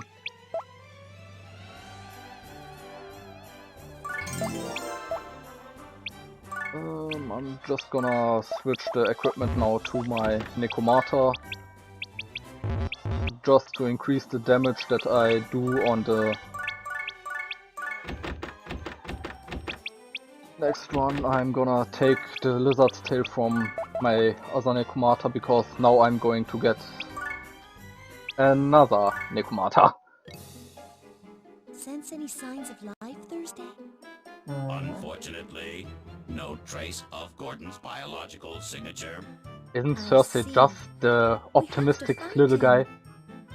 I heard at headquarters that the Netherworld is full of nasty, vicious creatures. Trying to find Captain Gordon, If we're discovered, Defender of Earth. I'll be molested by countless slimy tentacles, and my bodily fluids will be sucked dry. Alright, disclaimer, this game is PG-6. Or we could be swallowed whole and suffer a slow and painful death as we're digested alive. Or even worse... Jennifer, please keep your imagination under control. Life signs detected. Readings do not correspond with Captain Gordon's biological signature. Life forms are approaching. Oh, run, run, run! Thursday, be quiet. That's odd. I thought I heard a voice of a woman. What? Human children in the Netherworld? A human? And on top of that, she's... I got it. You were kidnapped by the Overlord, weren't you? Oh, the humanity! I heard that demons are merciless, even towards children. Oh, you poor things. They didn't bite your arms off, did they? They didn't suck your brains out, did they? They didn't anal probe you, did they? I dare you to explain the third one to your 6-year-old child. What the hell does she think demons are? But don't you worry. Big Sis'll make it all better. No! Get away from me! What? Keep your sexy body away from understand. You're going through puberty, aren't you? Oh, don't be embarrassed, cute little boy. Everyone goes through that period. Okay, I'll teach you everything there is to know. You see, as young girls mature, their breasts grow bigger, and boys... Great! Now she's teaching sex ed. Who the hell is this lady? I'm sorry to interrupt you, but we're not human children. Huh? Well, what do you mean? I am Flan, an angel in training. This is Etna, a demon. And the one you call cute little boy is the Overlord, Laharno.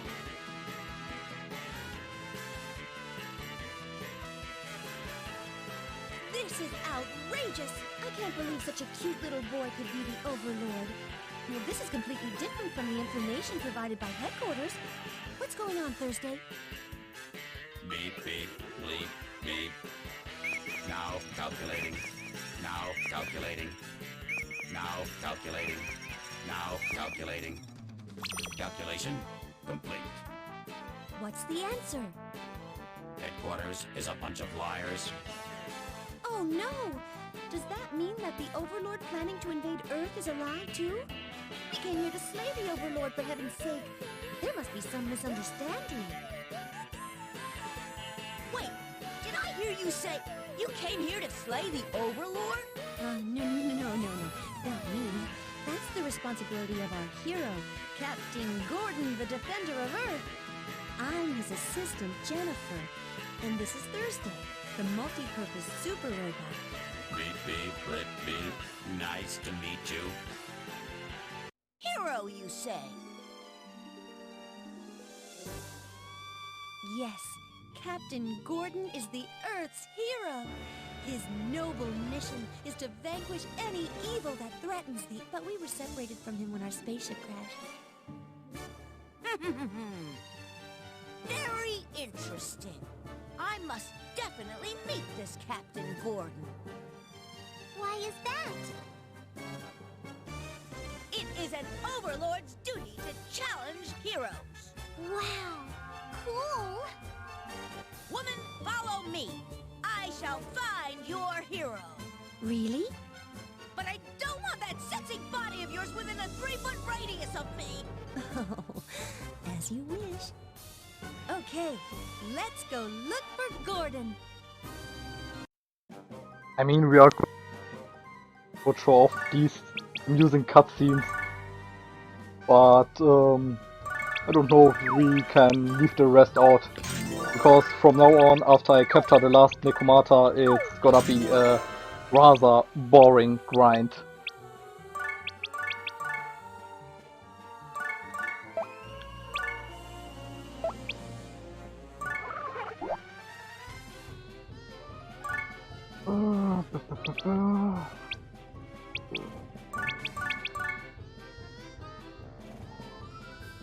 Alright, we got a book named Barrack. What a coincidence.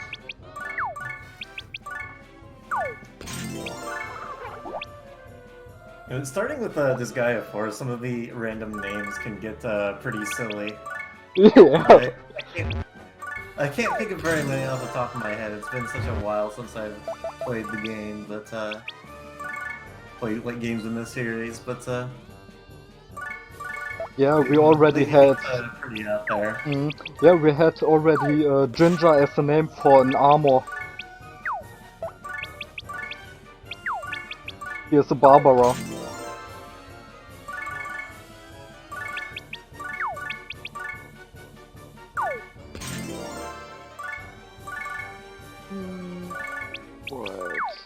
Wait, which level is she? 216, alright. This is more than enough for level ups. Right. And turn.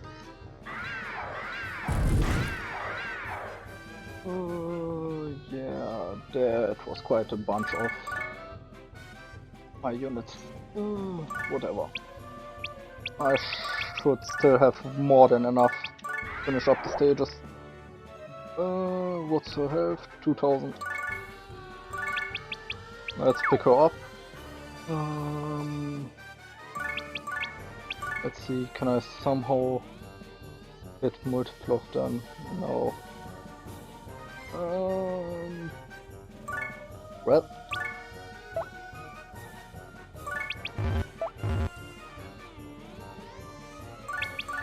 Let's just simply do it like this then. And finish him off. This one should die on poison. Right. 170. This is quite bad. I don't know if I have enough for the buffing.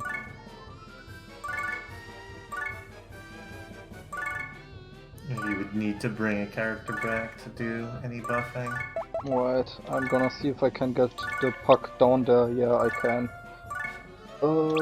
I need 3 turns of buffs. This will be quite close. Let's buff these guys.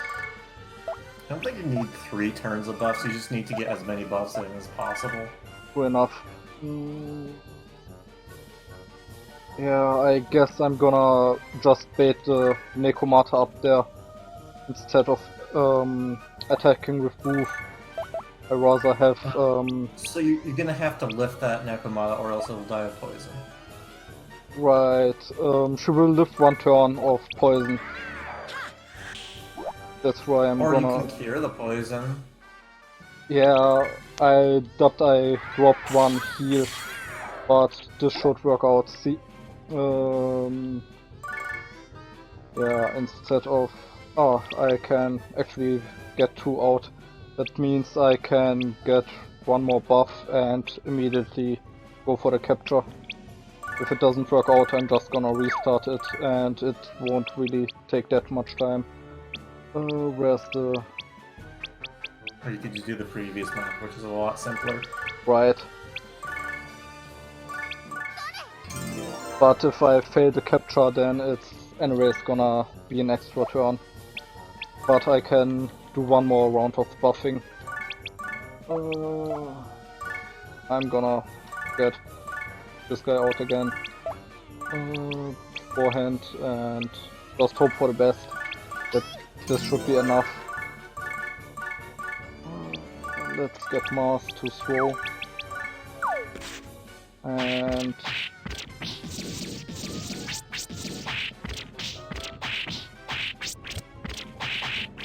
come on.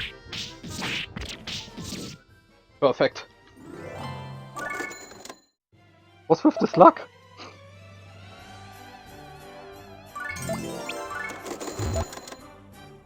Right, that's some extra money that I picked up there.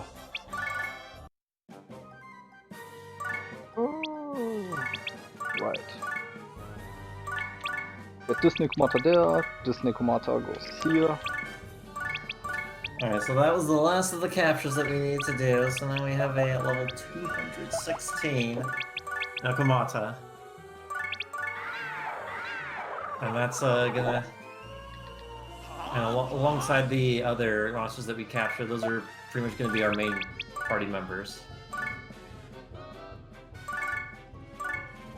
I'm just gonna set them up for the attacks later on. Oh, just waiting for these guys to move down far enough so I can immediately go for the attacks. These guys with the purple closes need 2 hits, and the ones with the green ones regularly just take 1 hit to kill.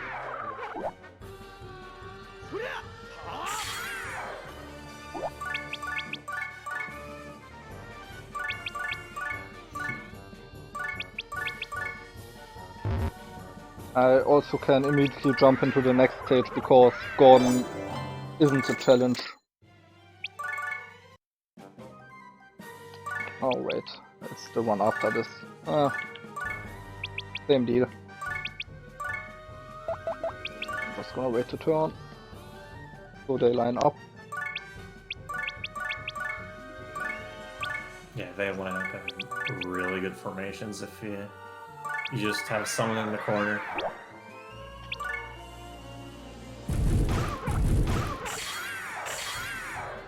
Even if she didn't hit those 2 guys just now, I would have still a really good formation to finish it this turn, just by getting one puck out. Or not, because that one guy just stayed up there in the corner. But the counter should deal with them, and he lives with 14 health. Now we have gone. And what's nice about this stage is we actually don't need to throw, they can reach from the base.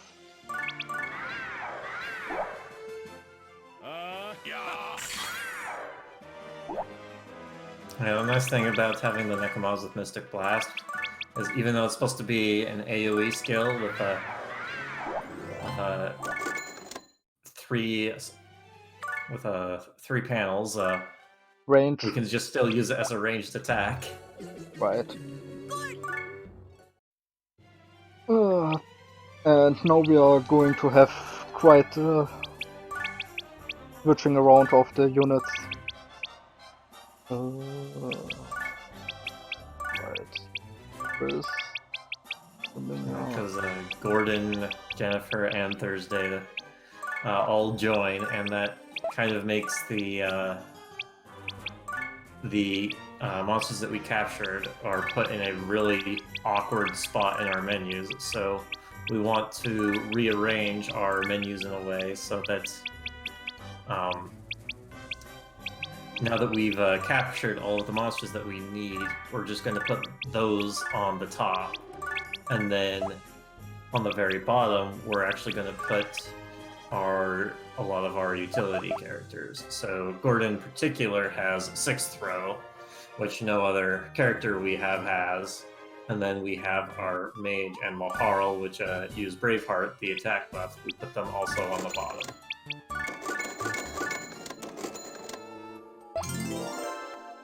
Alright, great.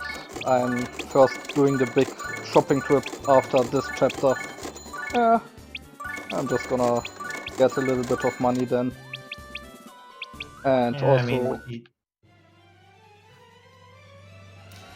you need to spend stuff anyway to get to custom Right. rank 6 anyway.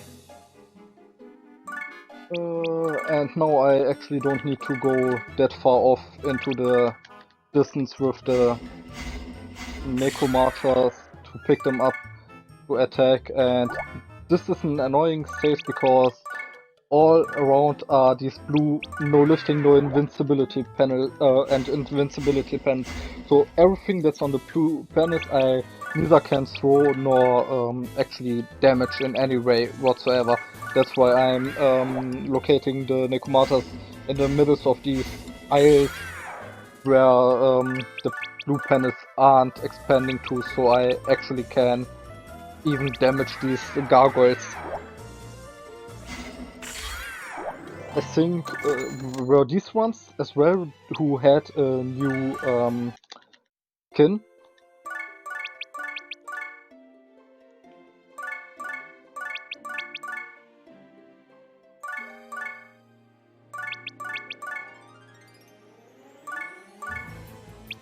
This map in particular is kind of difficult to do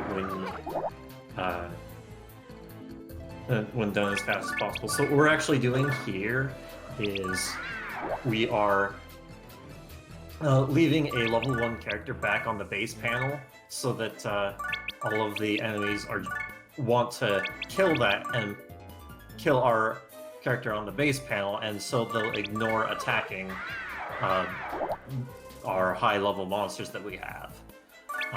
And we're kind of funneling them into specific positions so that we can kill them all in one hit. Or so that we can, kill them all with one AoE skill. So it's just kind of a way to optimize some of these maps.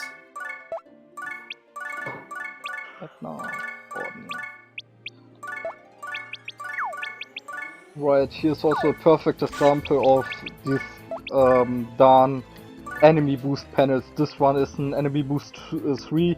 It has 40 recovery and attack +1. So each regular attack that guy does is actually 2 attacks which he's chaining. So we actually need to kick him from the panel so we can actually deal any damage to him. Or it would just be a ING fest again, like the stage beforehand, where we had the 2 of them. Also, that one we push off the panel is also one of the redesigns of the enemy. Before it was that Cyclops enemy, that mechanical one.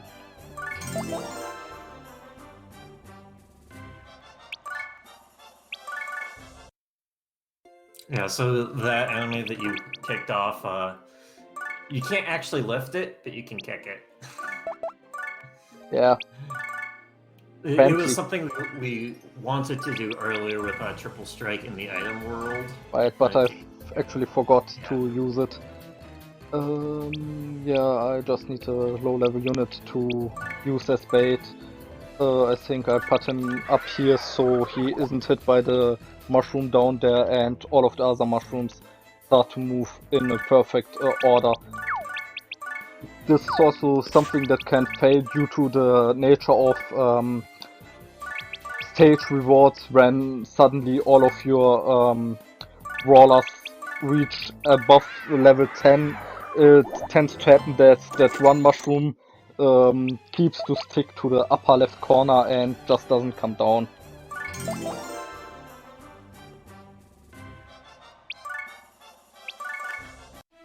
and you can even optimize the run to the point that you're taking fewer and fewer heal trips. Alright, so this is yet again another mid-boss stage. This time we want to... Get as many this time we're going to get enemies a into him. lot from him. I'm actually gonna send one down here as well.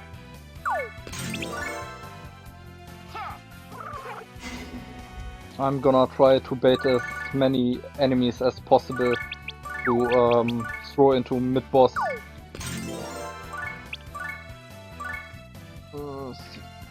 What was the base level? 31. Yeah, just hope that... Alright. I still have 6 to dispatch. I'm just gonna do 4 more of these because otherwise it will be quite risky. Because I will need a lot of damage because mid-boss is now at 6000 health and I'm probably only going to risk one more merge into him before I start to attacking him.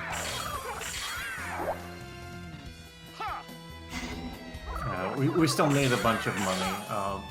So we don't need to combine every single enemy into mid-boss. It is technically possible, but it does take a long time to kill mid-boss as a result. Right. And we don't need that much money. As well, it's really risky because he starts to pummel out 1000 damage with a hit. I'm just gonna take everything that I can right now until I run completely out of my human units. This will be the last one I actually will be throwing in.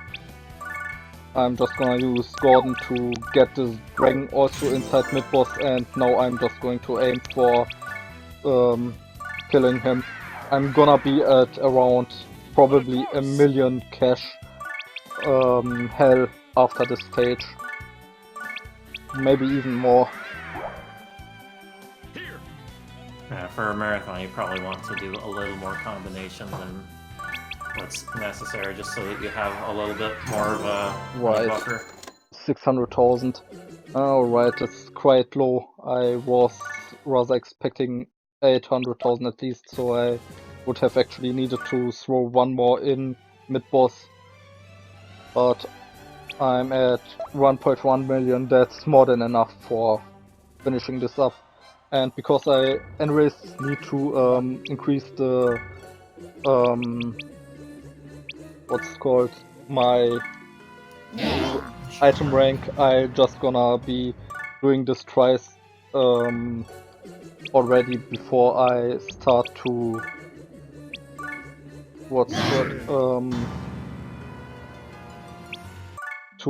purchase stuff, and because these annoying assemblies says no to me, I'm just gonna beat some sense into them. We are going to peacefully convince them that we deserve the more expensive stuff.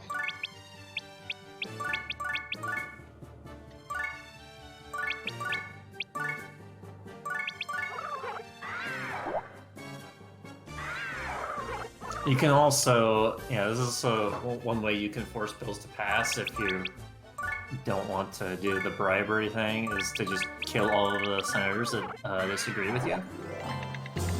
Right. Another way you can do this is to actually combine the senators Into the ones that agree, or into the ones that agree. Because it can be quite painful to end up with the ones disagreeing on level 1000 or 5000, and we just reached around level 200 and we wouldn't deal any damage at all.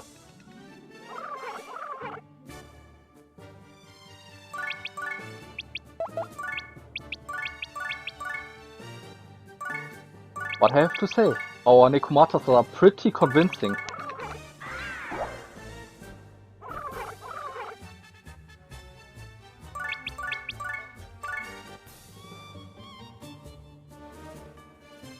Wasn't there? Yeah, there was one.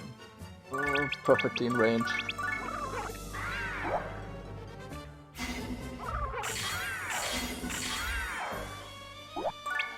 Yeah, these Cyclops are also having quite a high health pool, which makes it rather annoying to deal with them.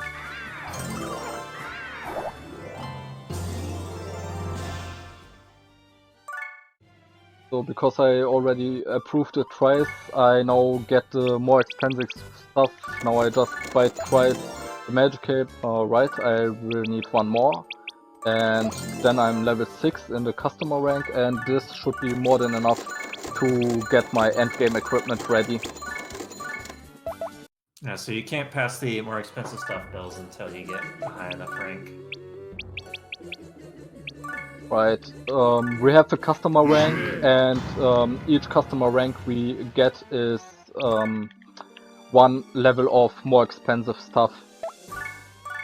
And what's also annoying on the Dark Assembly is the amount of what's it called, the amount of bonus that the opposing party gets is the amount of mana we spend to start the Dark Assembly, so we actually need at least the amount of mana we spend more of ice than nails to actually pass the assembly.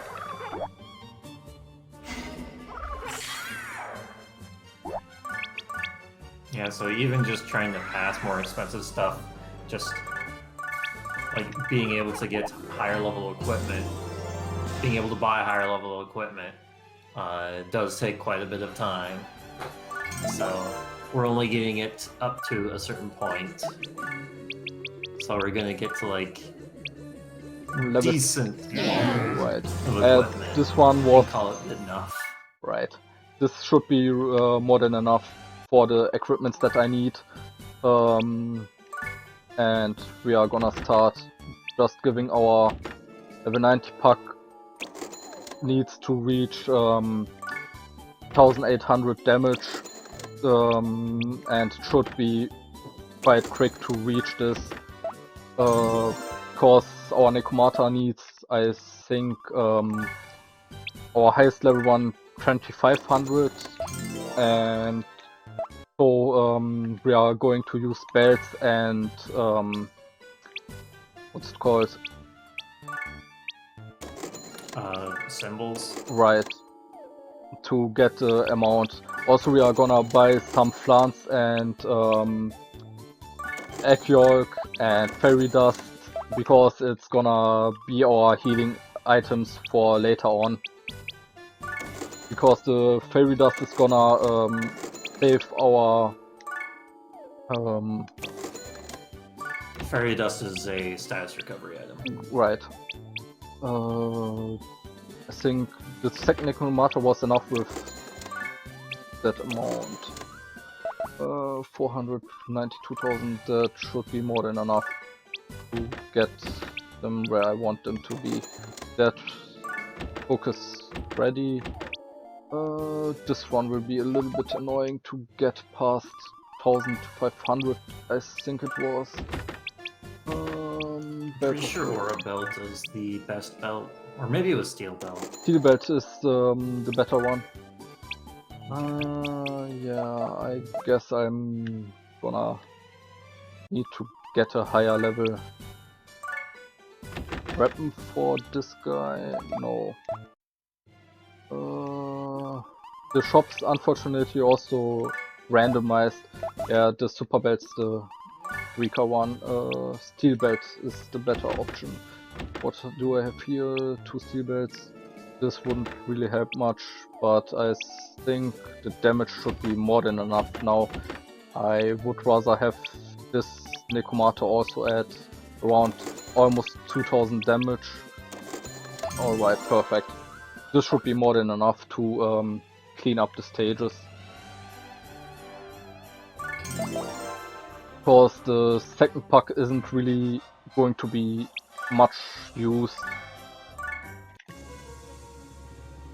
As long as he can finish up these guys one shot, it should be more than enough. Yeah, so after that shopping trip, basically what we did is we doubled the damage on all of our monsters. Right, and as you can see, even with 40 levels behind, our pack with the Horse Arena still deals more than enough damage to go with us to the end game.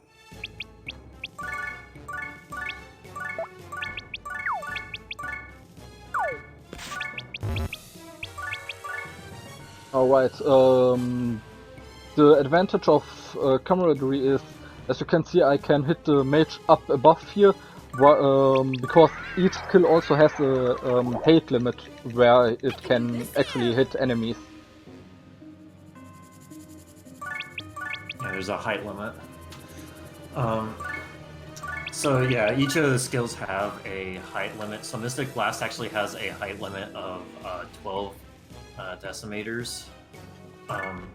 But Camaraderie has a really height limit of I think 48. Right. And that's really important for one specific map where there's an enemy just like on the very top of a tower. So there are very few options of dealing with them. And just because that one Magic Knight wants my Brawler, I'm gonna send him back into the base, so he dies to poison, or to the counter.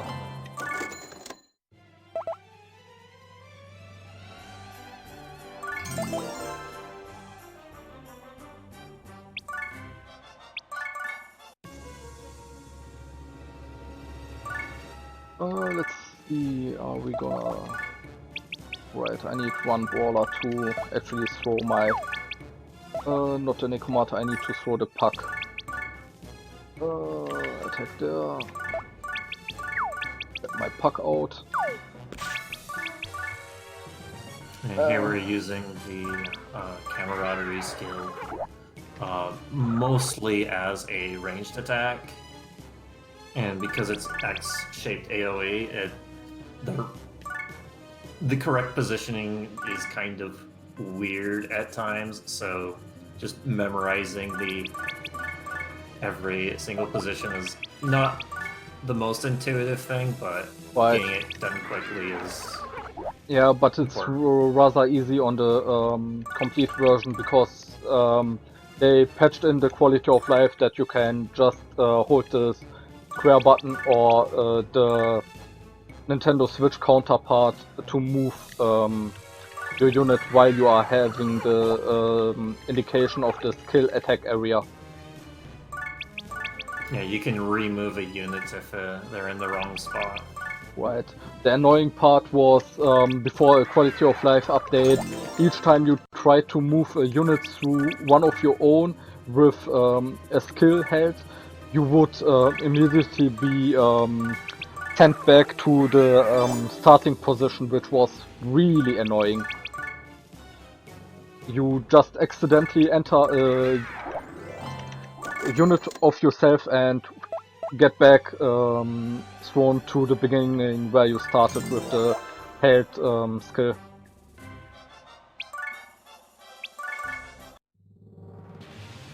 This is also quite a nice stage with the growing setups.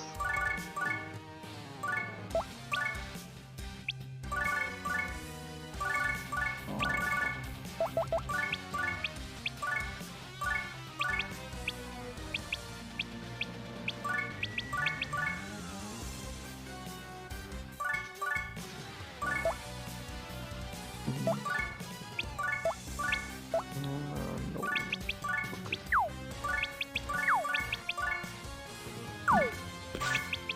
Yeah, you have to remove the boost times 6 pounds. Right. I just hope that the level 90 pack has more than enough damage, but I think the actual damage value that he needed was 1300 and he almost reaches it. And the only reason we are using Gordon is because for whatever reason Gordon has this throw range of 6, otherwise I would be 1 off. And he's the only one you get that even has a throw range of 6. Right.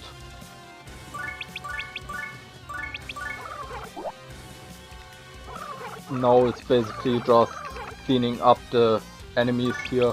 I also had good ING that these 3 pumpkins came to that specific pack, because now I can probably finish this stage in 1 or 2 more turns. Preferably the next turn should be the last one.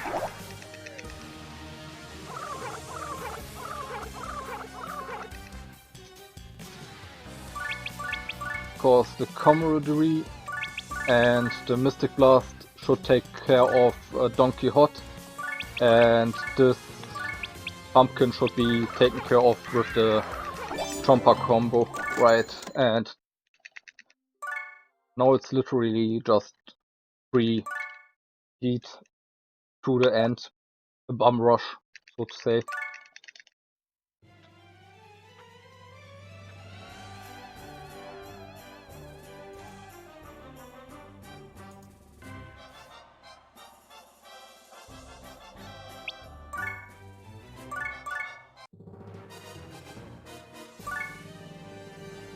Right.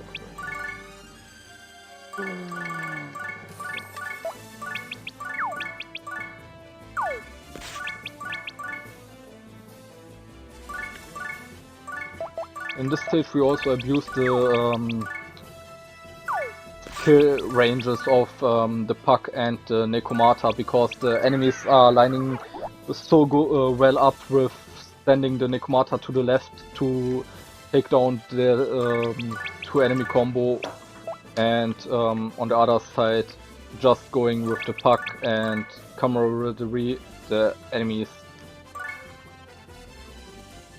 And then send our Nekomata just into the middle of the map.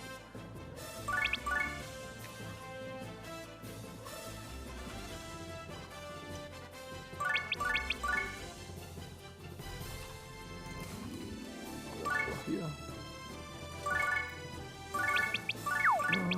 1, 2, 3, 4. Diagonal throw. We should be in range, and this should clear the map.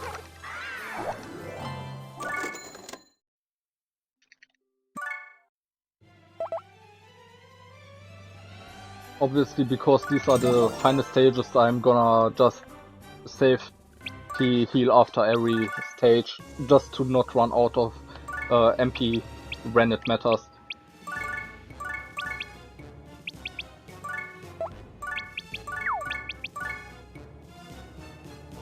Wait, that was not the Right. In this map, we also need to specifically move the Nekomata to these spots so we can take care of the silence geo panel to finish up all enemies, as well as the enemies are perfectly lining up for the pugs to finish them off. Yeah, it's this stage in particular that you need to have a skill that has a high range limit, Right. or a good height limit. Because these two guys up there, because this one is 39 decimeters high, this one is 33 decimeters high, and instead of needing to actually climb up there, we can just hit them from down here. Did someone survive there? No. And that's another reason why the camaraderie skill is so useful. Right.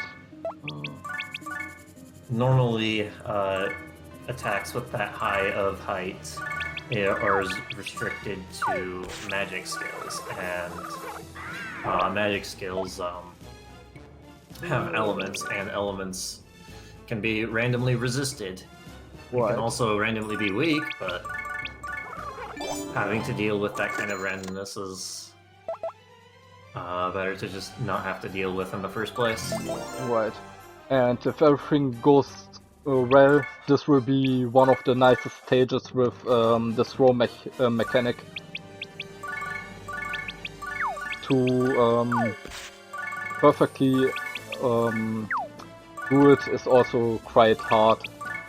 That's why, just for the security of it, I'm gonna set down their brawler just so in either way I can't fail the diagonal throw. Because if I fail it, I'm just gonna hear a buzz sound and just can retry.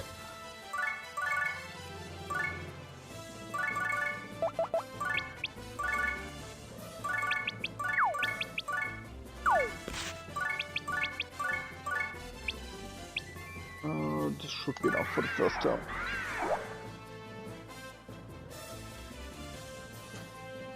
Yeah, the geo effects on this stage are kind of weird, which turns it into a puzzle where you have to do a lot of lifting and throwing.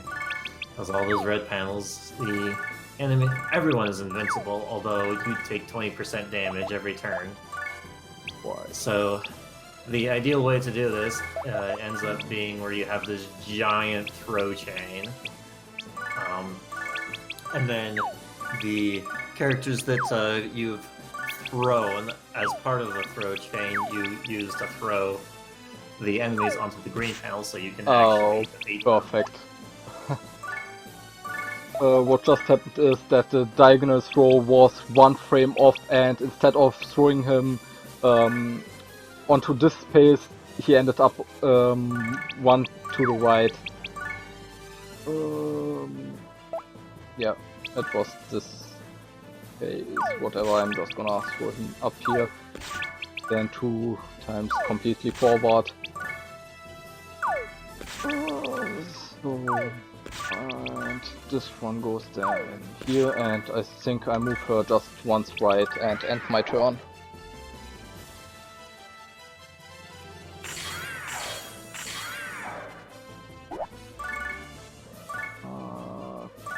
Okay.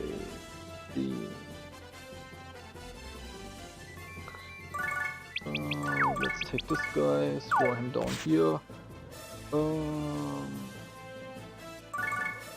Something weird happened with the RNG on this particular moment now. I'm just gonna need to somehow get the enemies into a row so I can just Mystic Blast them to death.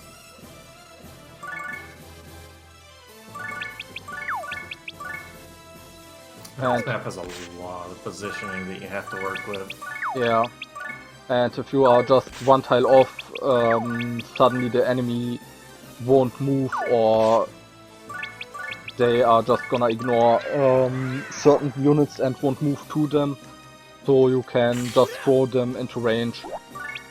For example, right now, I would have preferred to have this guy one further ahead, so I can actually just simply Mystic Blast.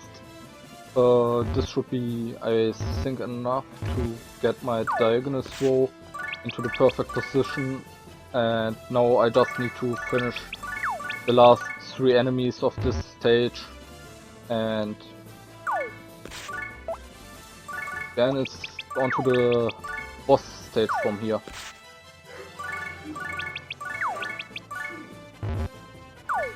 Oh, damn it. That was the wrong way.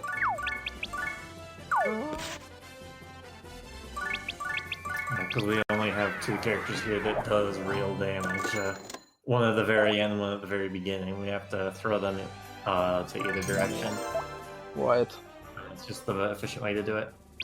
And because we can only hit 3 enemies at once, we just do it like that. Here specifically we want to wait 1 round so the enemies move already slightly into position.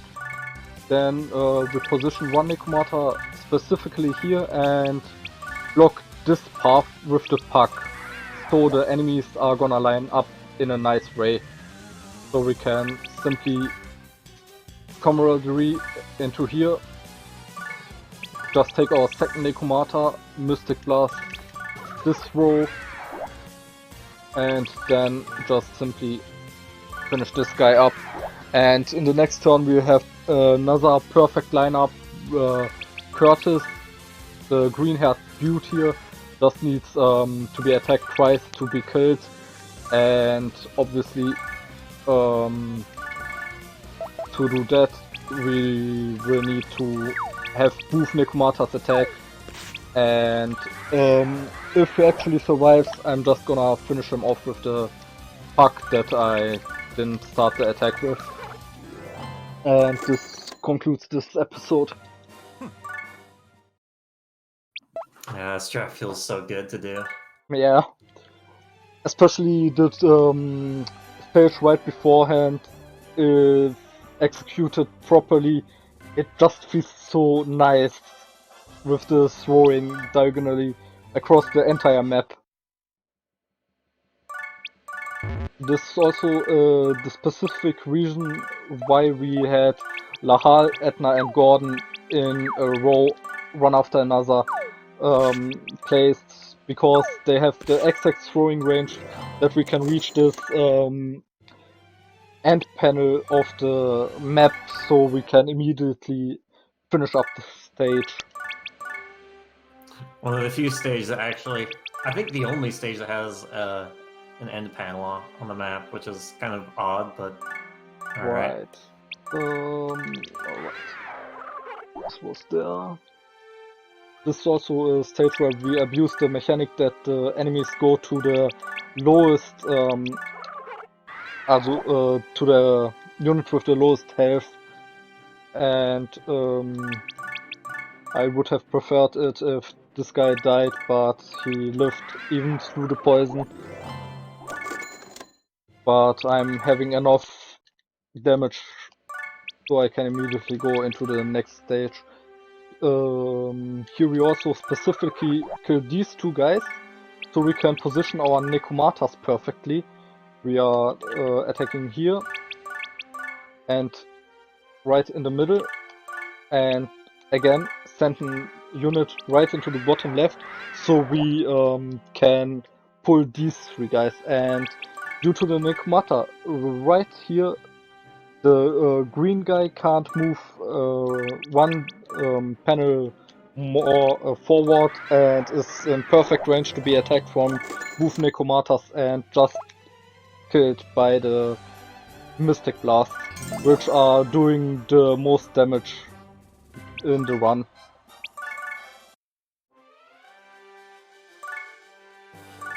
Right, this stage.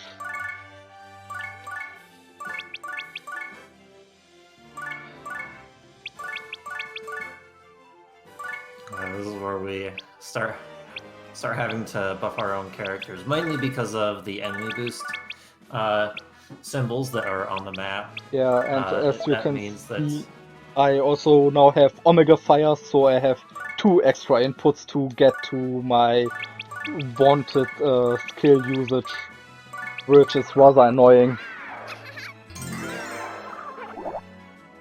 Oh, this could be the end of my mage.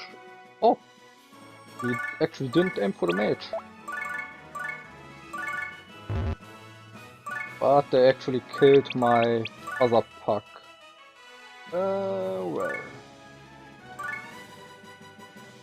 This is unfortunate.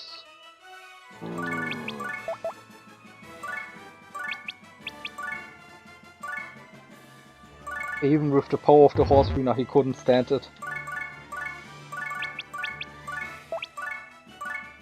Yeah, just that enemy boost means that you have to use buffs to actually kill these. Right. Yeah, I should have used Lahan probably to buff even that bug, because he is already under-leveled for what we actually would need. What was the other Nekomata? So I can just 90. Mystic Blast.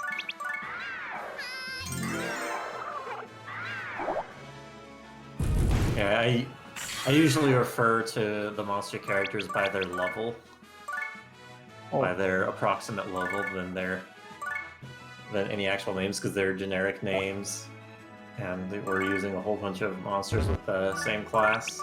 Yeah, fair enough. But it sounds weird if I would call the one Nekomata level 218 and the other 183. It's weird. That's what I do in my notes.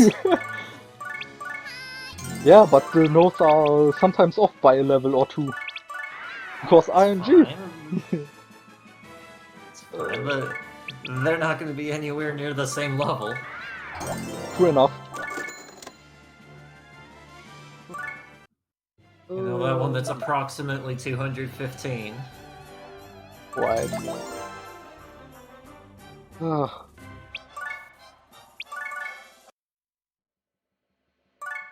So this is another stage where we are abusing the fact that the enemies are going to aim for the lowest level unit, or rather the unit with the lowest health. So we are gonna place our main attackers in these positions and get rather nice formations to work with.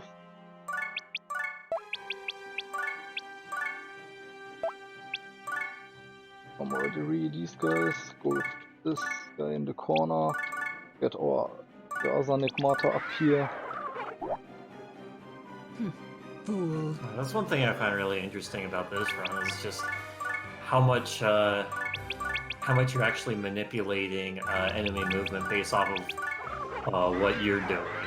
Right. Um, You can't perfectly manipulate it, but at least you can decently manipulate it well enough so you can get what you want as a result.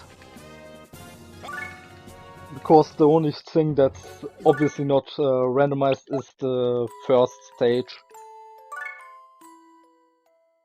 Now it's the last, I think, 8 yeah, this stages. is the last. Well, this is the last chapter. Right. Roughly 8 stages. Right, last 2. It's part 1 and part 2.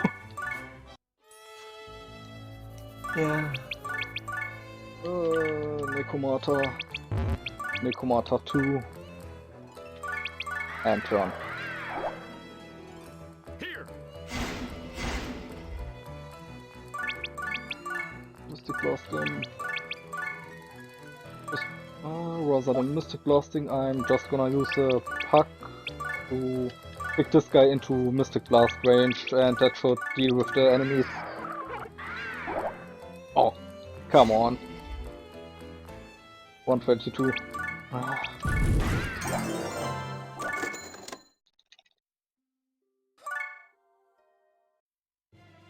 Obviously, these are the stages where we are having a really crazy difficulty spike with the enemies. with the damage we are dealt with and the damage we are dealing ourselves, and this is the most annoying stage in the entire run because we have 2 warp panels and it's just not worth the time to try to destroy the panels because you are literally needing to get teleported close enough to be able to attack them. Fool. I actually was Die. playing with the thought of using what are they called, brawlers to get my units close enough to them to attack already in the first round, but it's just not worth the RNG afterwards. Die. Pray. Yeah, the 2 symbols are just too far apart. So, you just have to rely on whatever happens when you get randomly warped. Right, I'm getting quite a good pattern here. The annoying thing is the giant X-wielding enemy is actually capable of healing herself, and obviously due to the fact that the enemies are also being teleported, something like that can happen, that they are ending up on the completely opposite side of the map and I can't do anything to them.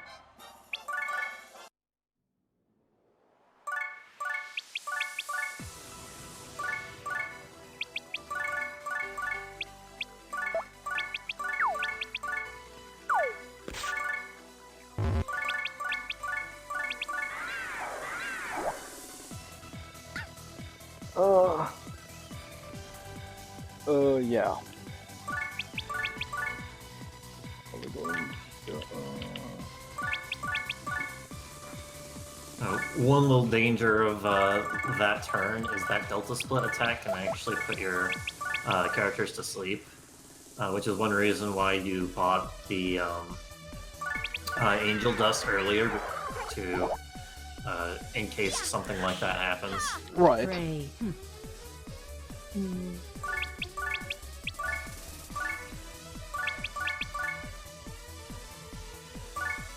That's why we also take care of the archers immediately, the first thing in the stage. Alright, I hope this should be enough to kill both of them, but the Magic Knight will probably live. Yeah, unfortunately, that's an extra turn. That's the... alright, it's because of the Geo panel she got a 50% defense boost, so I couldn't immediately kill her.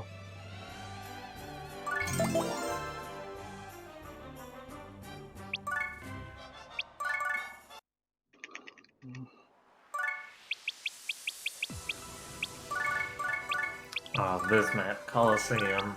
Yeah, this is probably my least favorite. That's how I feel about it. Those red panels, no entry. You have to take this long maze around while you're getting attacked by magic and archers. Right. Die, fool.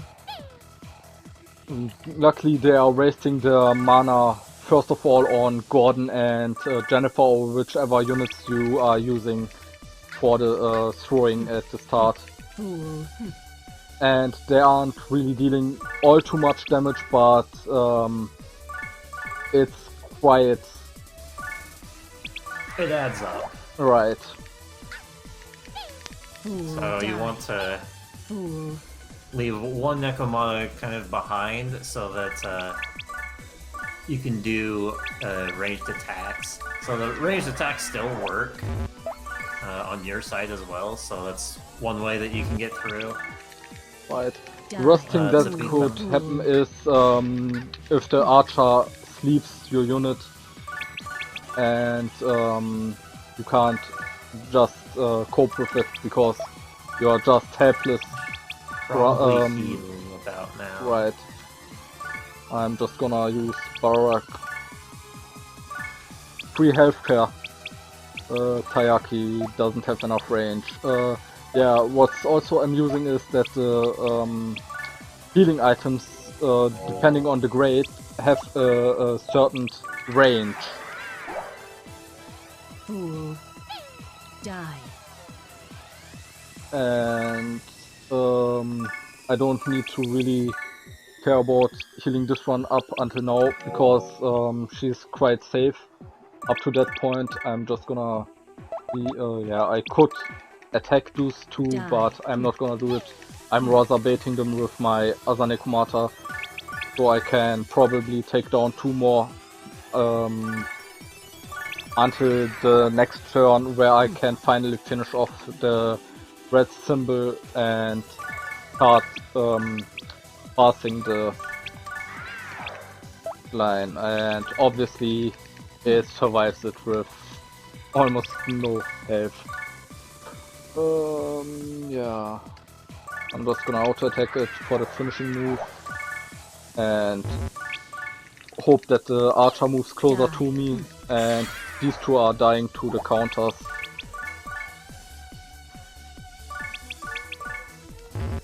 Or I think maybe Barrett can deal with them. Yes, alright. And double shortcake. Nice. Oh yeah, that is actually nice. I was thinking that maybe you should get a few more healing items just in case. Yeah, I would rather get rid of my equipment that I have left. Best Yeah, song that's in the true. game. And we are just gonna hurt for a short amount of time. Yeah, so Curtis joins as a pretty. Wow, he's got good armor as well. What the? Wait, where is You it? unequipped it with a full bag. Yeah, or rather, can I even unequip it? Yes, I can. Oh, damn it. Well, it's just 100 damage. I didn't notice that I had full equipment, or rather full bag.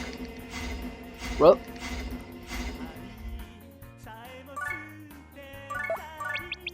Yeah, so Curtis as a Prinny joins you on this map, and he comes with a really good weapon that you want to equip. So we wanted to change the equipment, but instead we ended up putting it back in our warehouse when we unequipped them. oh, Because it's our in the bag was warehouse? full. Yeah, I Yeah. guess I'm gonna do the extra trip, just for the safety, as well for the extra damage. Because why not? It's just menuing. Right. And I would rather have less filled inventory with equipment I don't need due to the state reward drops up to now.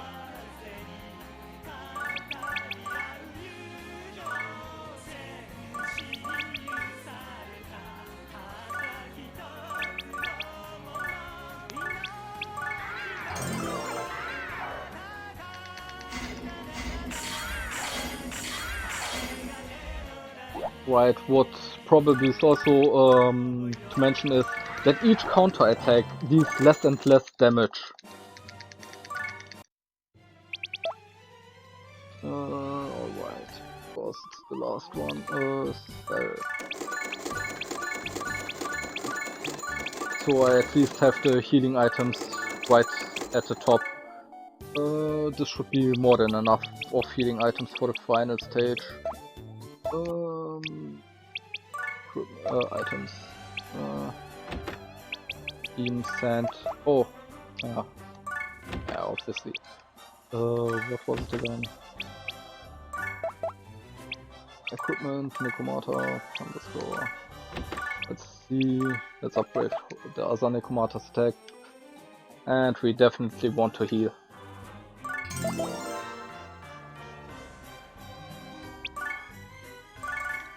So these are the last 3 stages. I'm just gonna use her as bait to get them in a nice row. They lined up really good, so I just need to throw this one up there, get my Nekomata out, throw my other Nekomata to the other end of the stage to hit them from the other side, and that should completely clear the stage. They shouldn't take more than 2 Mystic Blasts, except for that one that wanted to live.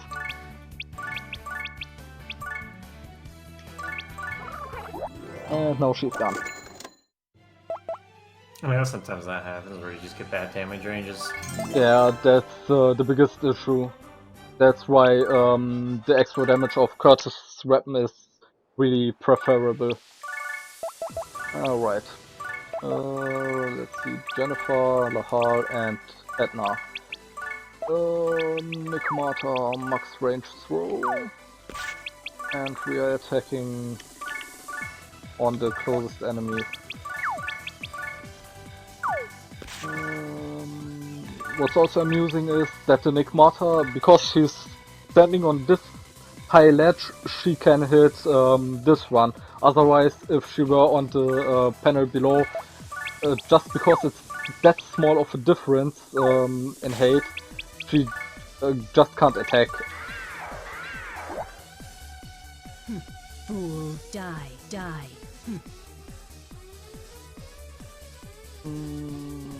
Yeah, how am I gonna do this?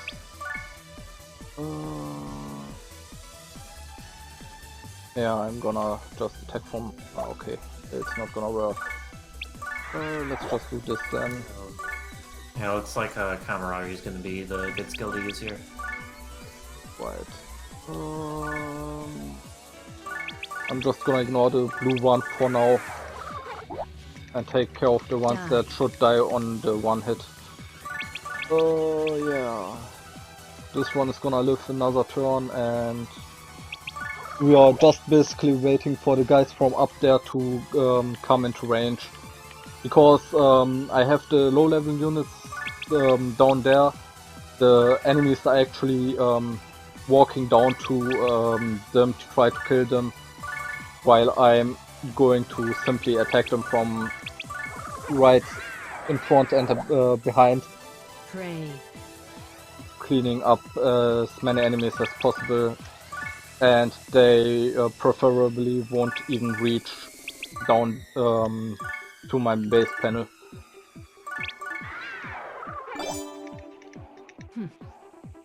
Yeah, this is the annoying part with the ones that can actually heal. Because if they live just slightly, they are gonna throw their heals and it's gonna take an extra turn to take them down. Now I'm just gonna wait for the boss of the stage to move close enough for me to hit him with both my Nekomatas. And now he should die in around 3 to 4 turns. And because this Nekomata is running out of mana, I'm just going to throw in some Frog Thread. Yeah, you probably just use Fist of Fear. Well, No, I think at this point, because you leveled up Mystic Blast so much by using it so much, it does way more damage. right, it does more damage, but I would need an extra turn now, because this Nekomata ran out of mana, so the auto attack won't be enough to finish off the boss. Alright, so that boss had 10,000 HP, and then the very next stage, we have the final boss with 20,000 HP. Right, so the scaling is quite ridiculous between these few stages. Usually you are supposed to grind levels, probably also grind equipment level ups and several other stuff, which we completely disregard by simply getting our units captured.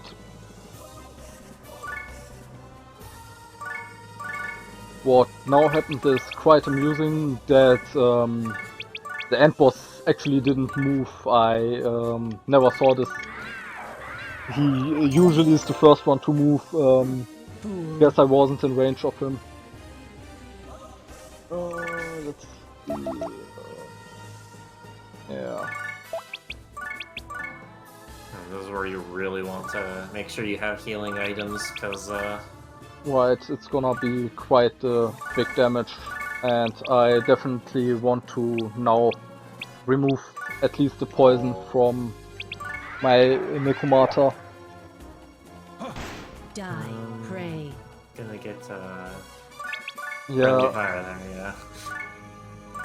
it was either friendly fire or yeah, I mean the book from now on is anyways completely useless. He will die in 2 hits from the boss, and it worked out perfectly well. So I can just place the Nekomatas to cross attack him with my Mystic Blast, finish the 2 last ads with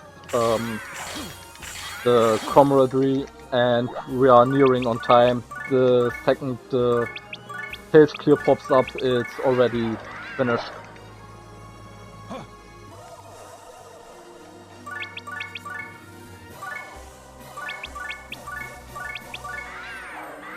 Oh, come on! I need to be under the estimate! Oh no. There goes the mana.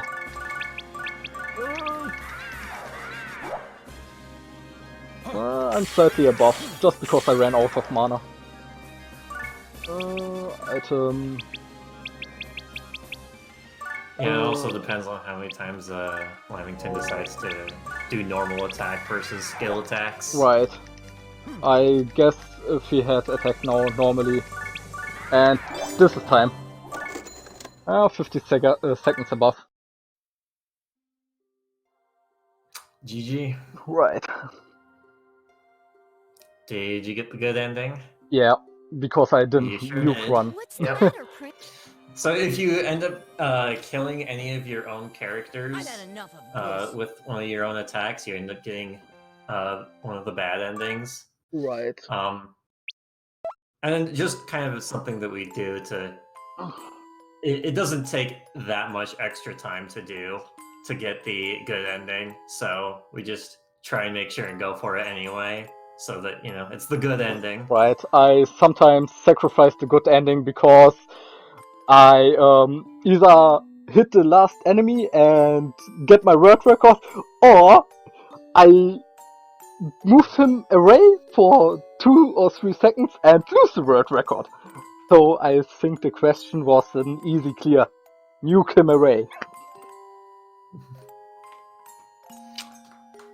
Yeah. Any final shoutouts you want to do? Guess to the entire Disgaea community. Very welcoming, and I guess I wish the other runners that are after me also good luck for the upcoming runs. And I got quite a good RNG.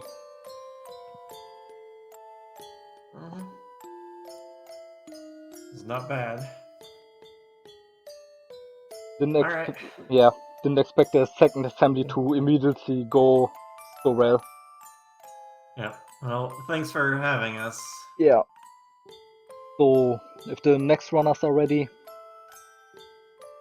They certainly are.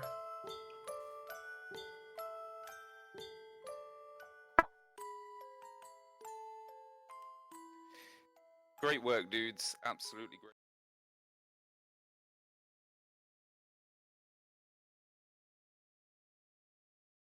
yeah, you as well.